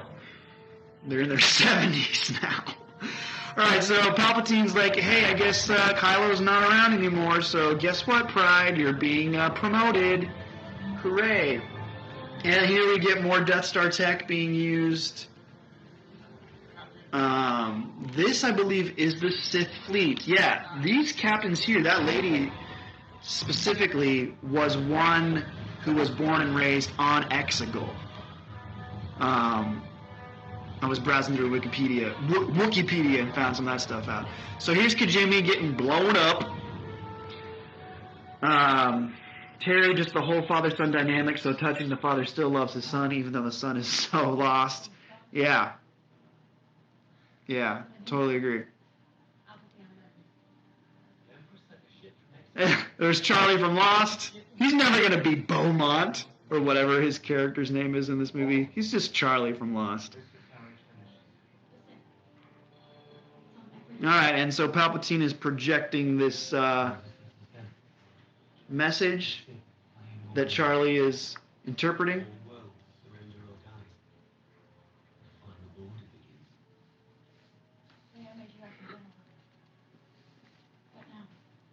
This scene coming up when Oscar or Poe visits Leia was something that Oscar himself requested. It was not in the original script. And here's a great example of a director listening to your actors and being like, yeah, let's try that. Because that's not what happened with Rian Johnson when Mark Hamill was like, dude, I think you're taking Luke in a kind of wrong direction here. Contrary to that, Oscar was like, hey, I think for Poe this would be a really good opportunity for him to have a last moment with Leia, since he's had that kind of mentor relationship. And not only that, it allowed for this great entrance for Lando. And for Oscar or Poe to be like, how'd you guys do it? And what's Lando's response? We had each other. Which again is what I keep harping on movie after movie, is that Star Wars works when it's about friends and family.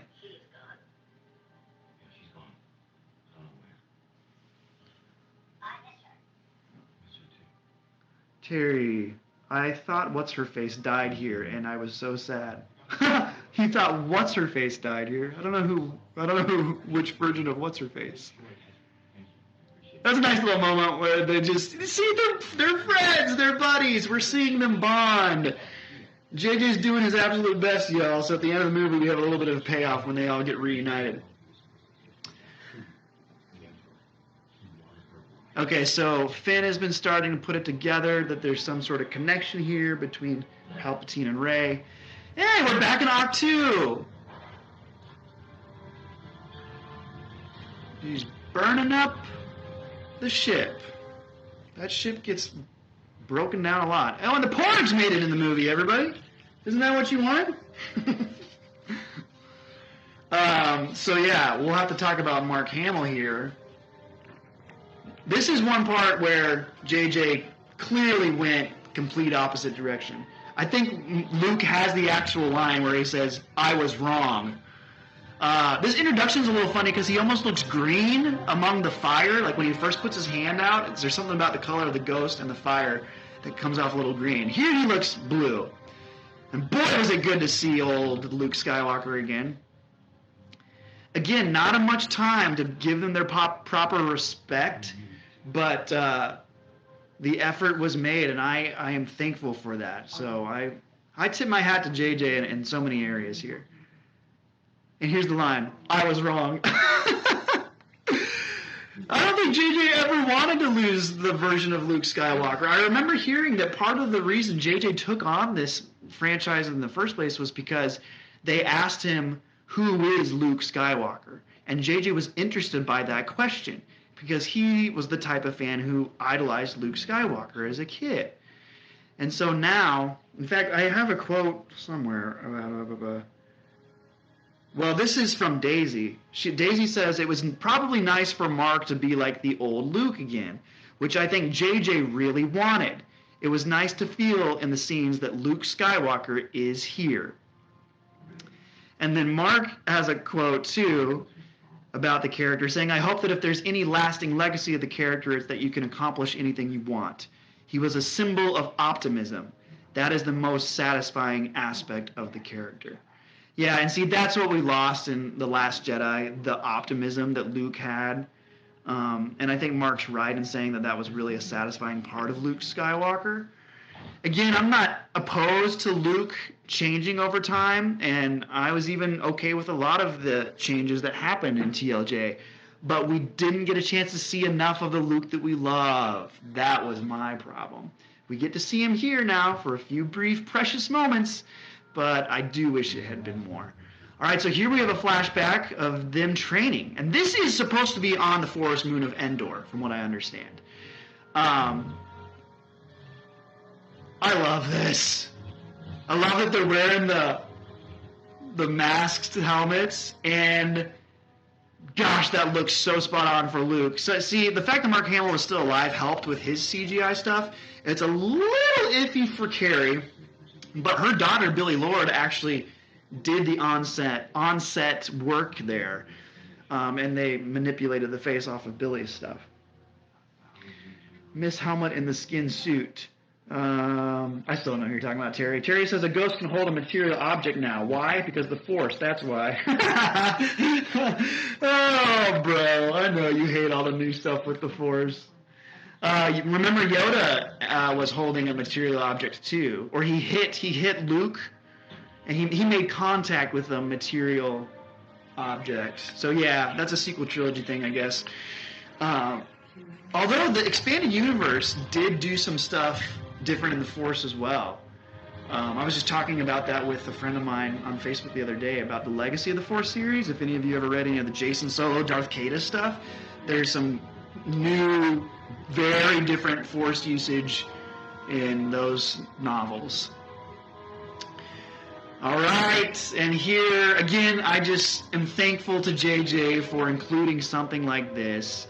I mean, it might be a little corny, and it might not be much, but man, to hear that music from Empire, to see Master Luke, even if he is a Force ghost, that one's for you, Terry. And like to see Mark Hamill like having a good time, I'm not mad about it. Not bad about it. Erica, what's up? Terry Russell. Oh, now I see what you're talking about, Terry. Erica, thanks for helping me fill in the gaps there. Yeah, you thought that she was dead when Kijimi got blowed up. She made it off somehow.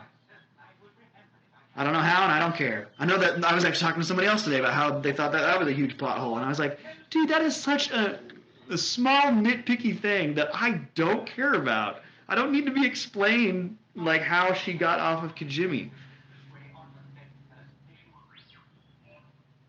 There's some things that I feel need more explanation, and some things I don't. The one thing that I would like more explanation about in this movie is the Ochi stuff, the Sith loyalist stuff. I just want to know, like, why he didn't continue to pursue Rey all those years.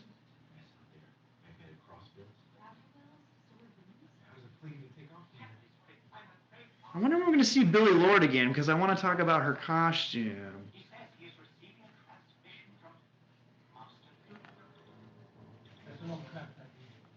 Yeah, by the way, Terry, that character's name is Zori. You keep forgetting. Zori. No, you're good, man. Here she is in Luke's old cockpit. Speaking of, like, batteries, like the stuff still having power, Terry, like, not only does that X-Wing still work after not having power, but it was submerged underwater. So there's all that stuff you just gotta let go for fun. Thing of it is, at the end of the day, you're gonna be able to find plot holes in every movie. I mean, there's YouTubes that literally exist for that sole purpose. I hate those channels. CinemaSins, I hate that channel, because if you're gonna just make fun of everything, then it's almost like you don't like movies. Like, every movie's gonna have issues and questions of logic and like, well, how did this happen, or how could this happen? And sometimes you just gotta go along for the ride, or better yet, hope that there's good character work. And in this movie, my argument is there's a lot of strong performances, and there's a lot of nice little scenes and good dialogue. Let's do some Holdo maneuvers. I love that little nod to Admiral Holdo, because of course everybody hated the Holdo maneuver in TLJ. This is funny because you're going to send out a call and hope that you get better results than last year. Okay. I hope you guys do too. I would really like to know the behind-the-scenes stuff with Lupita Nyong'o, because she was a fairly big-ish role for a supporting character in Force Awakens, but then she had nothing to do in Last Jedi, and she's not even on set anymore here for the finale. Terry says, thanks for putting the helmet on Rey. That's the same. I'm a heckler like the two old guys with the Muppets. You totally are. Erica, thank you. I couldn't finish the CinemaSins video on The Rise of Skywalker. So nitpicky. Yeah, I agree. I discourage anybody from watching or subscribing to CinemaSins because they just don't make it fun. Like, they ruin everything. If your goal is to ruin every movie, then I don't want any part of your media or any of your content. Peter, you need a timestamp. Yes, sir. I haven't given a single one out today. 1 hour, 38 minutes and 40 seconds. 138 going on 139. Oh, man, I've been talking so much. I'm starting to feel sick, y'all. All right, so the fleet has left Agent Kloss, the Resistance base, and Rey has just showed up in front of the Sith fleet. Let me know if you're caught up, Pete. I'm like right at 139. Well, 5 seconds. We're looking at the fleet here. Rey's gonna get by and do her thing.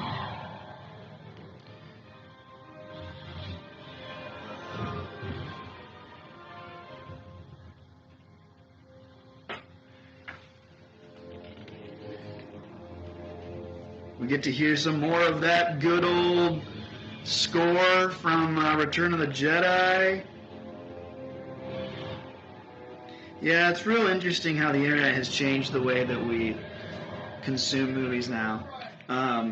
Even the trailers themselves. I found one bit of information that the trailer for Rise of Skywalker was viewed 111 million times in the first 24 hours.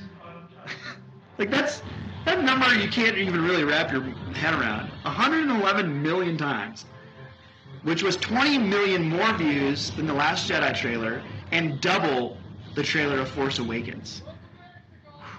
So we're really in this age now, and I think a big part of that is repeat viewing by people who are doing YouTube channels like CinemaSins, who want to break down stuff, and can be constructive. I mean, not all the YouTube channels are bad, right? I mean, there's some who do a lot of good stuff, but like our culture right now is all about like the online opinion. It's interesting, and for franchises especially, it's like once the internet decides they don't like a franchise, you're doomed, right? Your rebel fleet is doomed. Terry says, I've always loved the Star Destroyer warning, klaxon sirens. Yeah, that's a great sound effect, right? From way back in the day when Ben Burtt was still designing. I gotta dig up the reason why Ben Burtt left. There's some I don't know for sure, but it sounds like there was like bad blood that developed between Ben Burtt and Disney.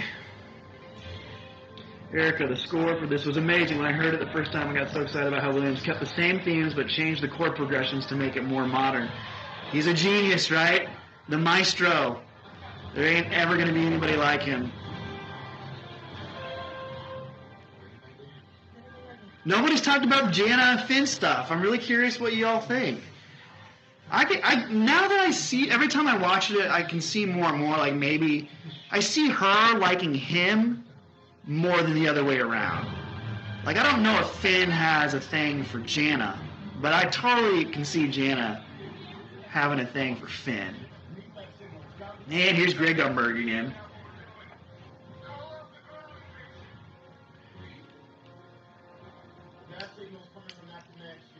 I love the ground invasion here coming up, by the way. A feeling. So there's a nod that good old Finn is in fact a Force sensitive.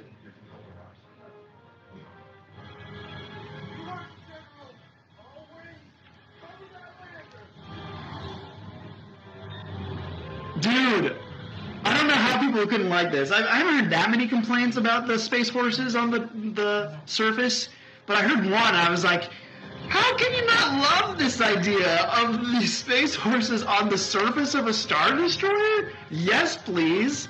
I will watch the crap out of that. So this was all a huge, massive set built on a soundstage inside. We get to see a little bit of the Sith Troopers here. The Sith Troopers are the ones in red that I badly wish we would have got to see more of, because they look super dope in that crimson. Erica says, I felt like Finn was still distracted by Rey. Yes, Erica, you and I, we're on the same page. I think the same thing.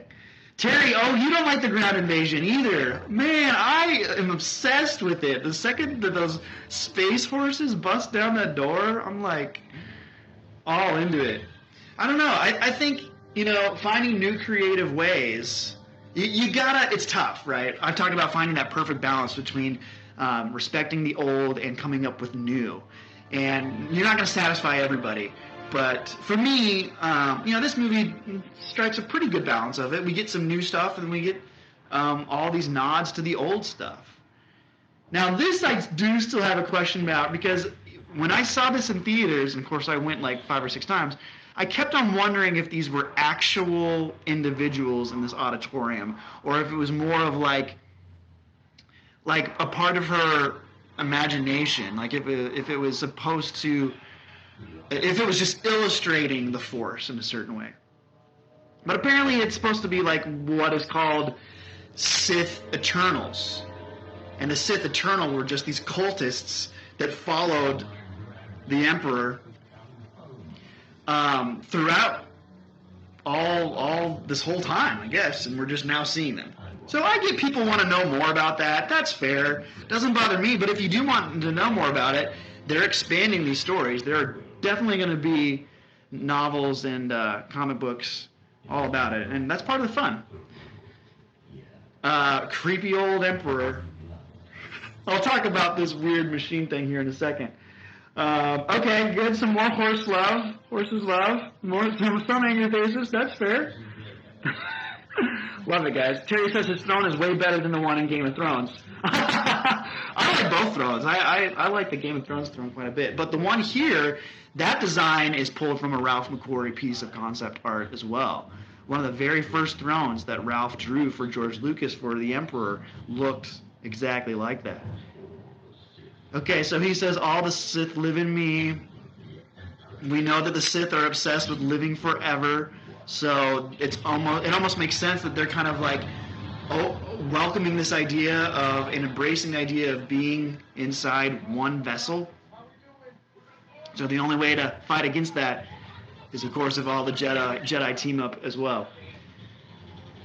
You have the same question. Thanks for explaining that. Yeah. Peter, is that blue milk powering Palpatine's machine?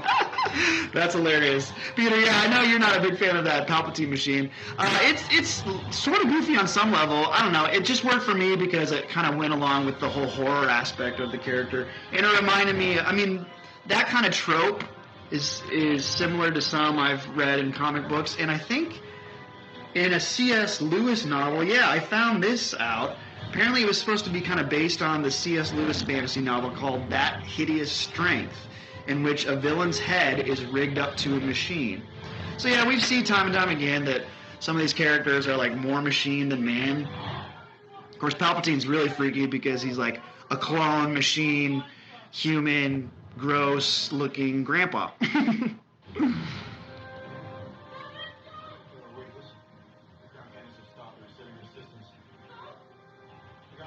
I am digging his blue pants. I don't know why Finn's pants just stick out to me so much, but I'm really into them. How can I get a pair?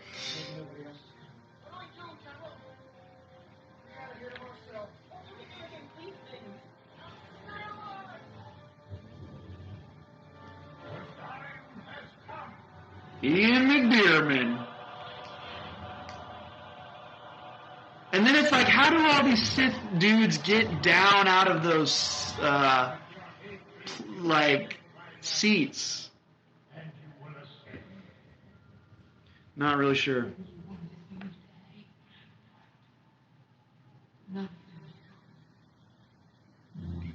I like how his eyes are kind of white and like he's totally zombie Palpatine, right? Terry, random doors being unlocked. Empire, please lock the door when you are done playing in the giant spaceship's hole. The only family you have here is me.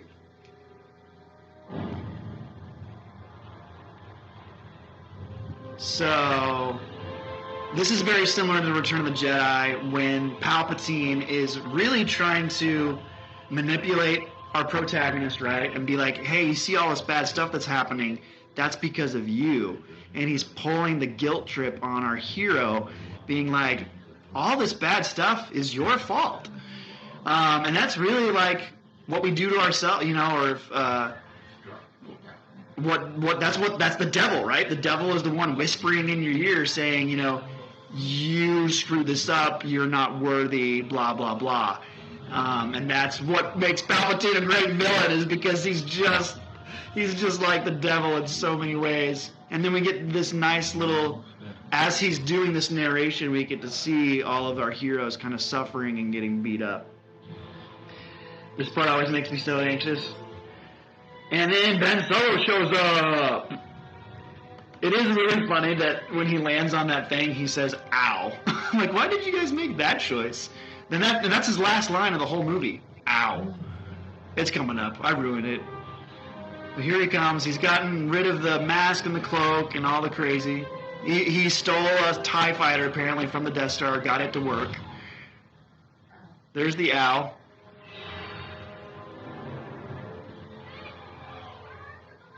One of these days we're going to see Billie Lourd show up again. I think her character's name is Connix. And I'll just mention this now, but her costume, there she is, hobbling on one leg. So her costume is like Leia's. They made it specifically to look just like Princess Leia's in Return of the Jedi. Which I thought was super sweet. It was just like, aw. Yeah, in that documentary, Billie Lourd is a sweetheart, like talking about her mom and how cool it is that even in her death, she's still in the movie, just like she would have wanted to be the star of the movie. Oh, there's the shot that Ben Solo has without looking. So that's another nod to Harrison Ford's Han. And then pretty soon here, when the Knights surround him, he does a little shrug, which is just like the shrug that Han does when the Ewoks surprise the troopers on the moon of Endor.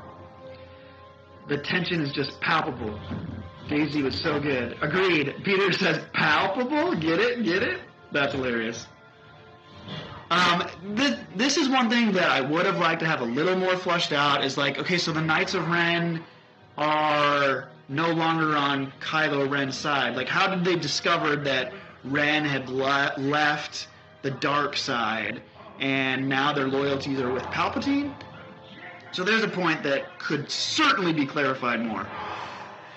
But it is what it is. We're under time crunch. All right, here's the moment that I'm sure people like Terry hate because they're passing stuff through the Force.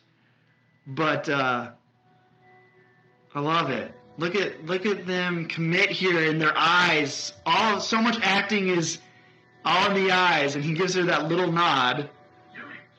And of course, we hear Palpatine yell, "Do it!"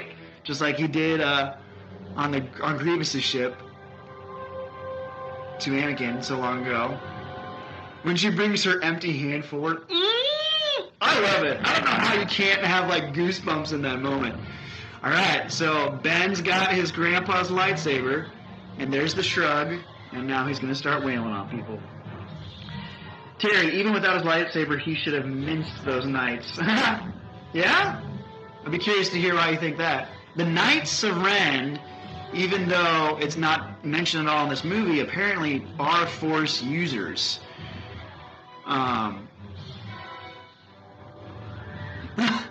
Ben Solo's basically just flying through the air to stab these dudes in the chest. Here's some Sith troopers that Rey's taken out.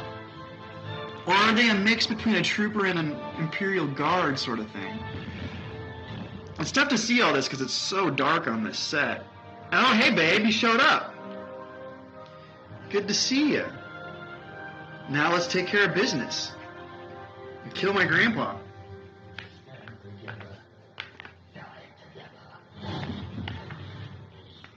Yeah, Adam Driver talks about how the character didn't really have a lot of purpose. Like, he didn't know where he was going. And then he finally makes the decision that with Rey, if he's with Rey, then he's on the right path. So after he has that little moment with Dad on the Death Star remains, he makes the decision to follow that path and track down Rey. All right, here the Emperor realizes that this dyad exists, this mythical dyad, and he's like, oh, I can use this to regenerate my body or become, I don't have to use this big machine anymore, because with this amount of power, I won't have to be dependent on it. Yeah.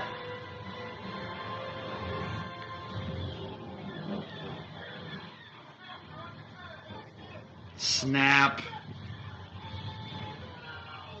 Oh no, Snap Wexley died. I'm so mean to Greg Gunberg. What's funny is a friend of mine actually met him in LA and said he's a really nice guy, which I'm sure he is. I just don't like his acting. That's just a personal thing. Peter says this last part has a little too much I am Iron Man in it. Oh, I know what you mean when it's like I am all the Sith, I am all the Jedi. Yeah, I am sympathetic to that critique. I get that it is almost just a little too corny. I choose to buy into it because at this point I'm like all in it, and I love that we get to hear all the Jedi voices. I think without that I would not like it. Okay, here's the fleet. So apparently there's a ton of ships in here. I know the Ghost is in here from Rebels, but there was another big one. Oh, I wrote it down somewhere. The Ghost. Oh, Serenity from the TV show Firefly. If any of you guys are Firefly or Joss Whedon fans, apparently the Serenity ship is in here somewhere. Adam, whose acting don't you like? Greg Gunberg. So Adam, yeah, if you want to catch up, there's Brad Gentiles. Bro, I don't know if you're watching or not, but we're at 1 hour 55 seconds essentially. So yeah, Greg Gunberg, I'm not a fan of. The guy who is like J.J. Abrams' best friend and plays Snap in this movie. He's just an X-Wing pilot who doesn't really do much of anything. I'm not a fan of his work in Heroes or really anything else. Peter says Palpatine stealing their life force reminds me of the Dementors from Harry Potter. You're so right, dude. It definitely looks a lot like that. There are more of us. Yeah, Terry, I totally agree with you on that. That line is a little dumb. Like, I get that it's a callback. Babu Frick!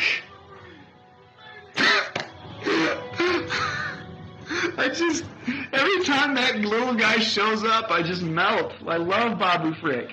Erica says, it is, where? Yeah, I don't know, Erica. I haven't found where the Serenity ship is. I just read that it's in there somewhere. But there's so many ships, I can't keep them all track. Even with this fleet, you're not winning. Terry, how could you even know that? You don't know what the exact numbers are from like one fleet to the other fleet. Cool. Glad that you're caught up with us, Adam. Ben Solo is currently climbing up off the ground, and he's going to get tossed down the shaft. Falls the last Skywalker. Yeah, Ian McDiarmid's great. Raise your shields, Terry says. Empire, please raise your shields, you fools. It's also funny to me that Palpatine was able to do a costume change in the Force, I guess. See, that's something I could be upset about, but I'm just like, whatever, who cares? But he clearly is wearing a new kind of red undercoat, or maybe he had the red undercoat on before and he just pulled back the black a little bit more. I don't know.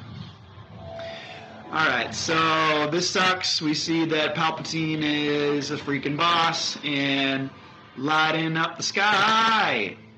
But yeah, back to what you were saying, Terry. I think the Lando line is a little bit corny.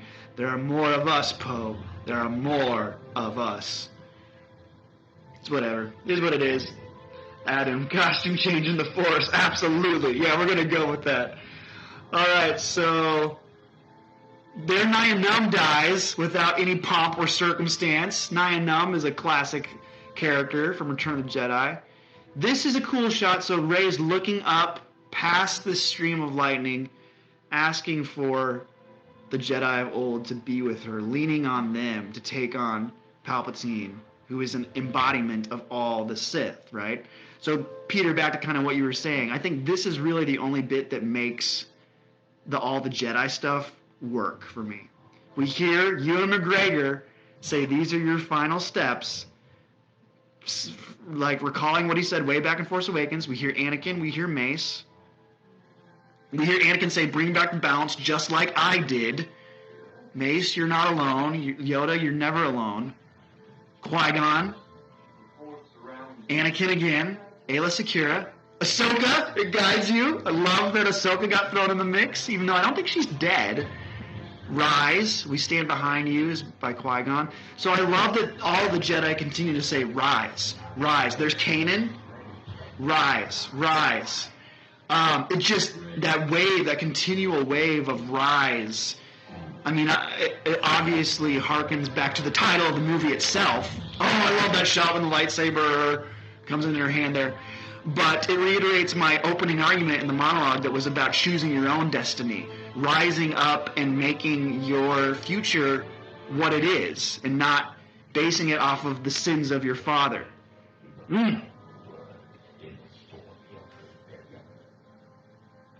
Terry, I can't stand how much power they gave Palpatine. Where did that come from?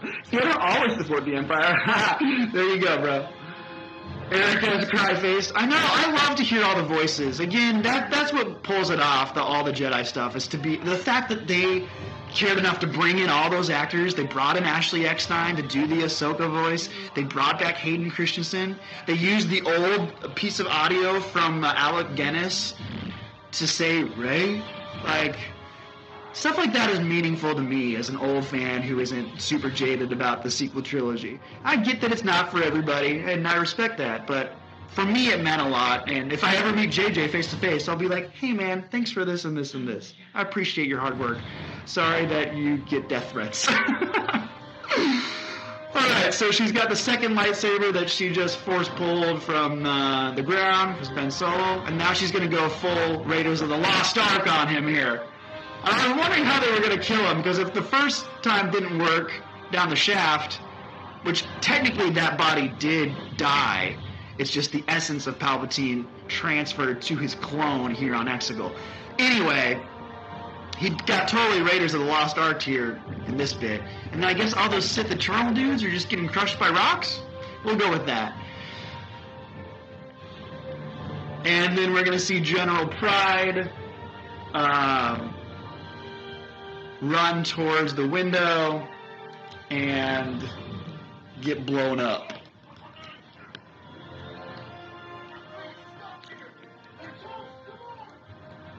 I imagine that would be really hard as an actor to do the stuff inside the cockpit, because you're not playing off of anybody.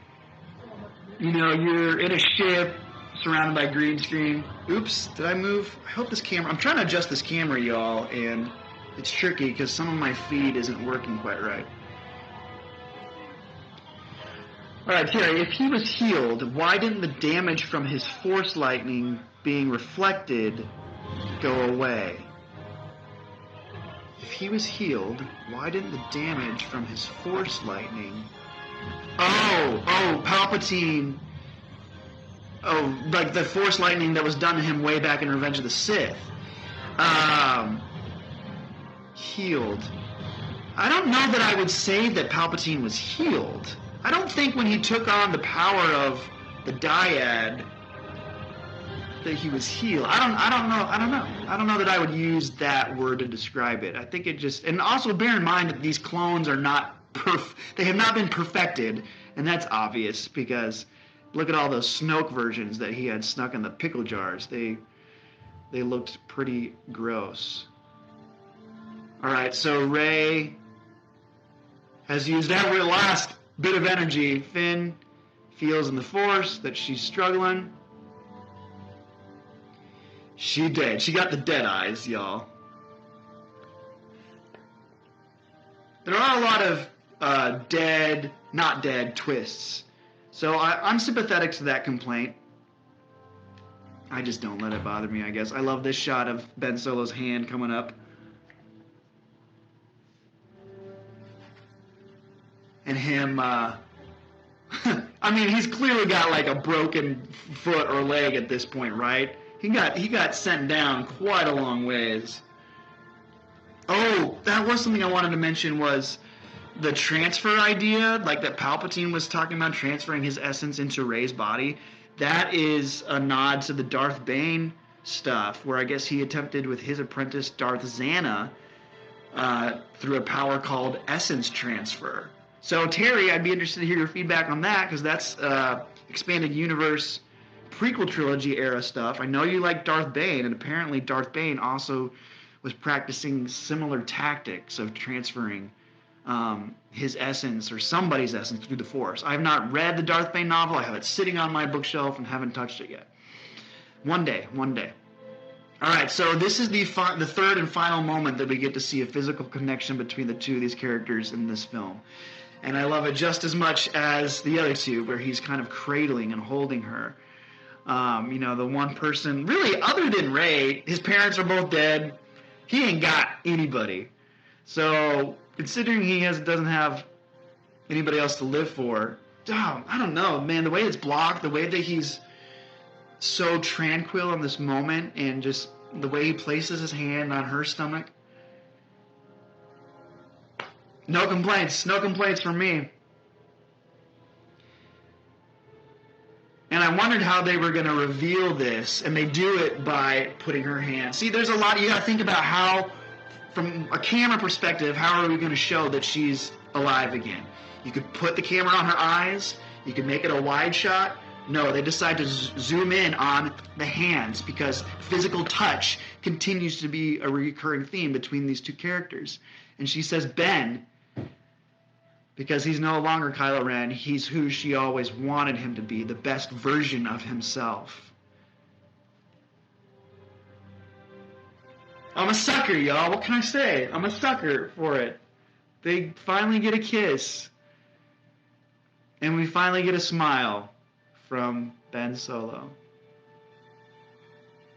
But you can't let him live. Now, the issue with letting somebody like Ben Solo live is, like, what are you going to do about... He's still committed serious war crimes. It's the same thing with Vader. Like, you can't bring Vader back to the party over at the, Endor, the Ewok village party, because he killed a lot of people. All right, I'm missing on some of these comments. Rey's outfit finally has some dirt on it. Peter, thank you for pointing that out. I missed it. Erica, I love this scene. Love it. It broke my heart, but it was how it needed to be. Erica, I'm with you all the way. Terry, and now he uses the power with no training. You're a Sith, and now he just uses the power with no training. Oh, the Force healing thing. Yeah, man, I don't understand. I just don't understand this complaint that, like, you need to be trained to do everything in the Force. Like, nothing can just be learned. Because we see that happening. The first time that we see Luke use the Force to telekinetically pull the lightsaber from him is when he's done doing it on his own. We never see him be trained to do it. So to me, I just can't wrap my head around why that's such a big thing for people. Rey is drop-dead gorgeous. Peter, I see what you did there. Drop-dead gorgeous. You're hilarious. All right, so yay, we did it, team.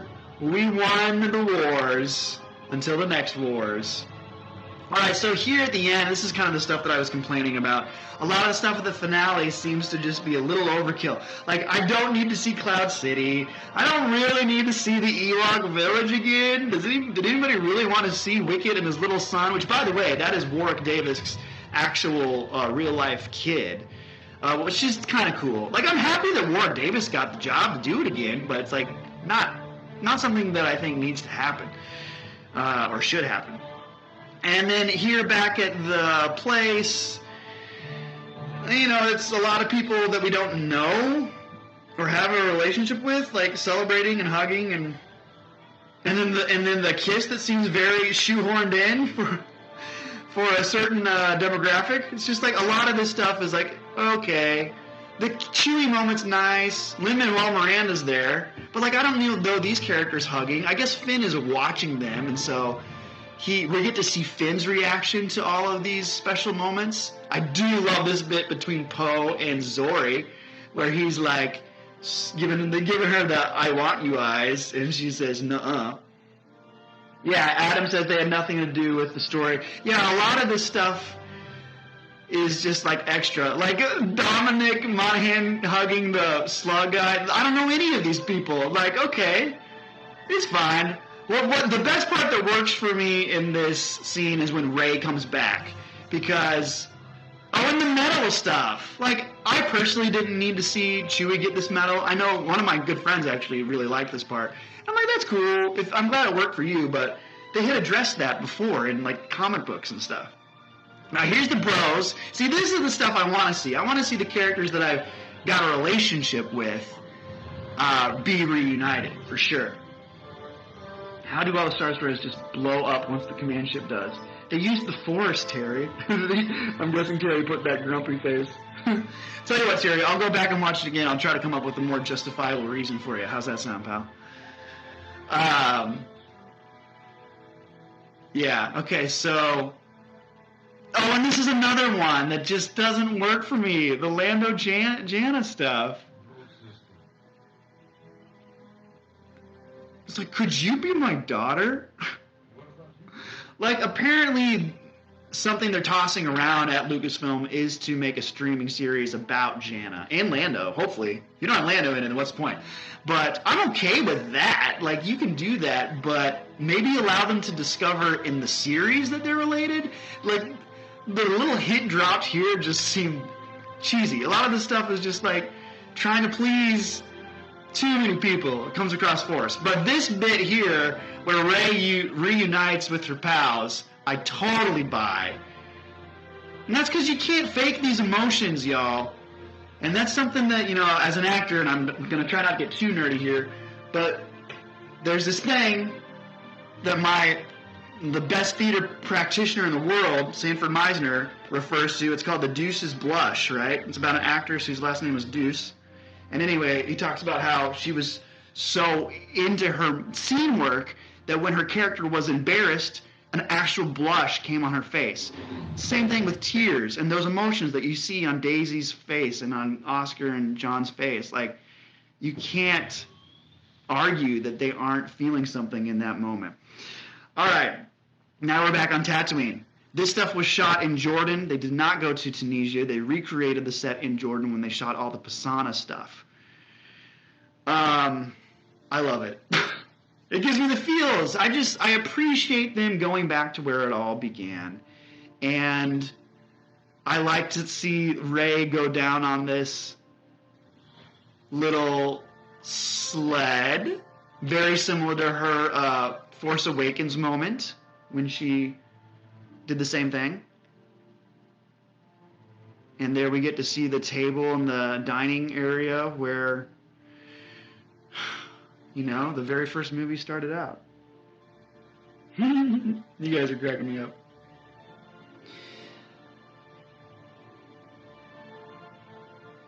Hopefully she doesn't bury these lightsabers too close to Shmi Skywalker's gravesite. I think we might have made a joke about that in Attack of the Clones. Do you see any gravestones anywhere? Yeah, I don't. I hate sand. Alright, so there goes the lightsabers. It's kind of nice to see that Rey makes her own. And I love this final line. I fully embrace her taking on the mantle of Skywalker and rejecting the mantle of Palpatine. But that's just me. It's just one guy's opinion.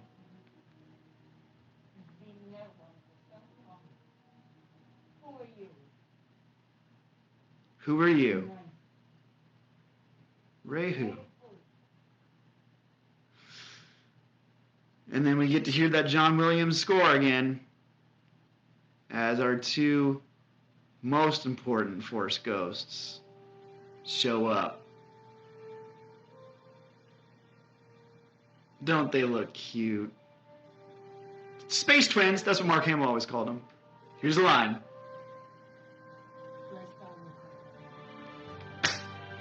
I like it, and I'm fine with other people not liking it. I